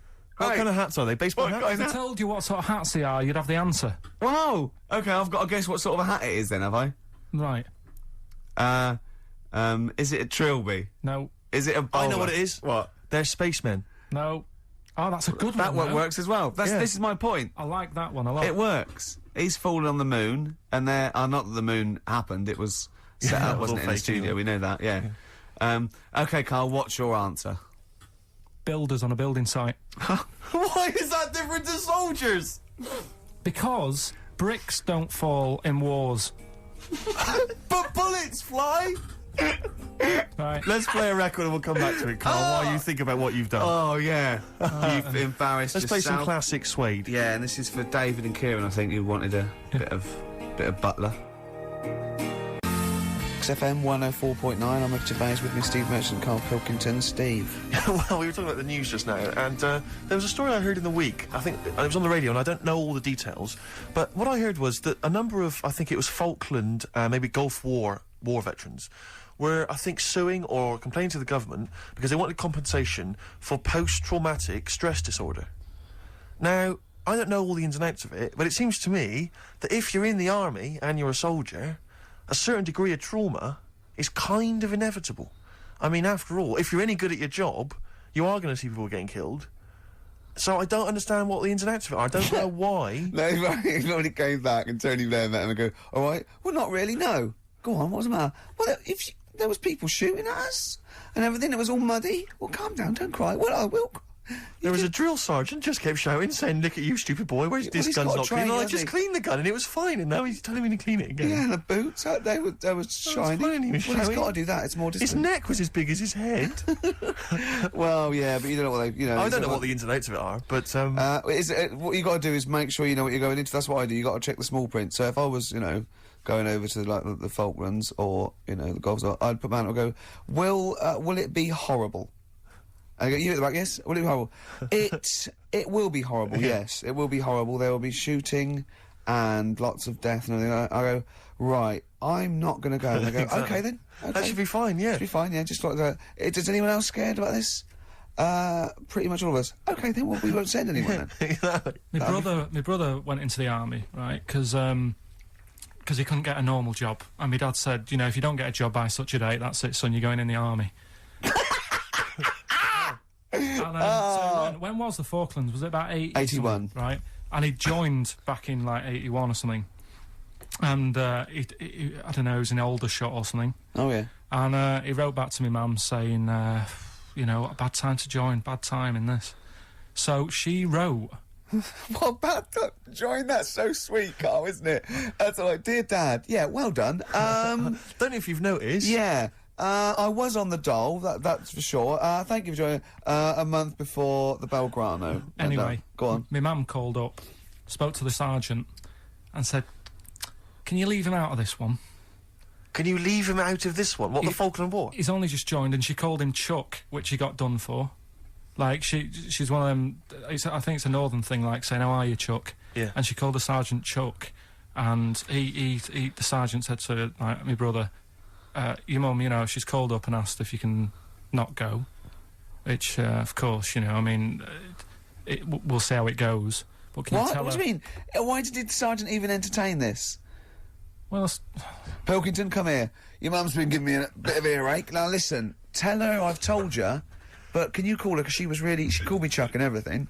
Can you call her and say you don't mind? Well, not really. Oh, please, because I've promised her say you want to go. No, please, say you want to go. Why was he entertaining this phone call? because he was new to the army, I suppose. Who? No, I mean the sergeant. I don't know, maybe they do that. So what happened? He didn't go in the end? So he didn't go, no. You can't do... But that's ludicrous. I love it, that. Oh, we went over the top. Pilkington, I've got a note. Yeah. Is this really your mum? Yeah. Okay, no, this seems to be in order. Because I noticed it says, I do not want to go into the army, I don't want to go and fight, and it's crossed out and it says, my mum says don't go. Now, you didn't write this yourself? No, my mum wrote this. Okay, you definitely wrote this yourself. Your excuse. You're going to have to fill envelopes. No, I'm sure if he was needed, he would have had to go, but I think they made a bit of a special effort. They sort of said, oh. Well, it wasn't conscription anyway. Oh, no, I was But were the other soldiers going around just going, Pilkington. No, he ended up being a mechanic in there, and he got kicked out for going for a packet of fags in a tank. What? Now, wait a minute. Do you mean he nipped down the shops in a tank? Yeah. I don't believe that, Karl. You've made Honest that to God. That, and he went off with the sergeant's wife. So that didn't help, and he ended up getting kicked out. Sorry, your brother's a genius. I love this. First of all, he gets a call from his mum, go and let him up, and he goes, oh, God. Then he goes, where's Pilkington? His mum's on the phone. Where is he? He's near your house, Sergeant. Near my house? Well, why is... No reason. Well, when he comes back, when he's finished, tell him his mum called. And can he get me a packet of fags? Tell him to walk this time. Wow. This is ludicrous. So the sergeant found out that he was sleeping with his wife? Yeah, I don't know. I mean, Did your mum phone up and say, let him off? Let him off this time. Can he... Yeah. That's fantastic. But he misses it. I mean, I haven't seen him for about 11 years. But ever since he came out, he's just kept getting into trouble and that. And the army, people slag it off. But I think if If you're a certain type of person, it's good for It you. didn't straight him out, did it? No. He was going down the shops in a tank, he was shagging someone No, behind but their back. it's Yeah. really weird. It's like back then he was like a proper adult and he had a house and he collected crystal with his wife and that. And now he hasn't got any of that. Has he got the wife? No, Has he got the crystal? don't think he has. And he hasn't got the I house. seriously haven't seen him for about 11 or 12 years. Oh, so I haven't even spoken it to him. always Carl's stories always start off nice and funny, and then they just leave me empty and slightly depressed. I don't know whether to hug him or shoot him, put him out of his misery. Can we take Carl to the... phone in if you think I should take Carl to the vet and have him put down, because it's just too stressful. This is what I'd like to leave you with, a song for the ladies. Darkness on the Edge of Town from the amazing album of the same name, Springsteen. See you next week. Bye.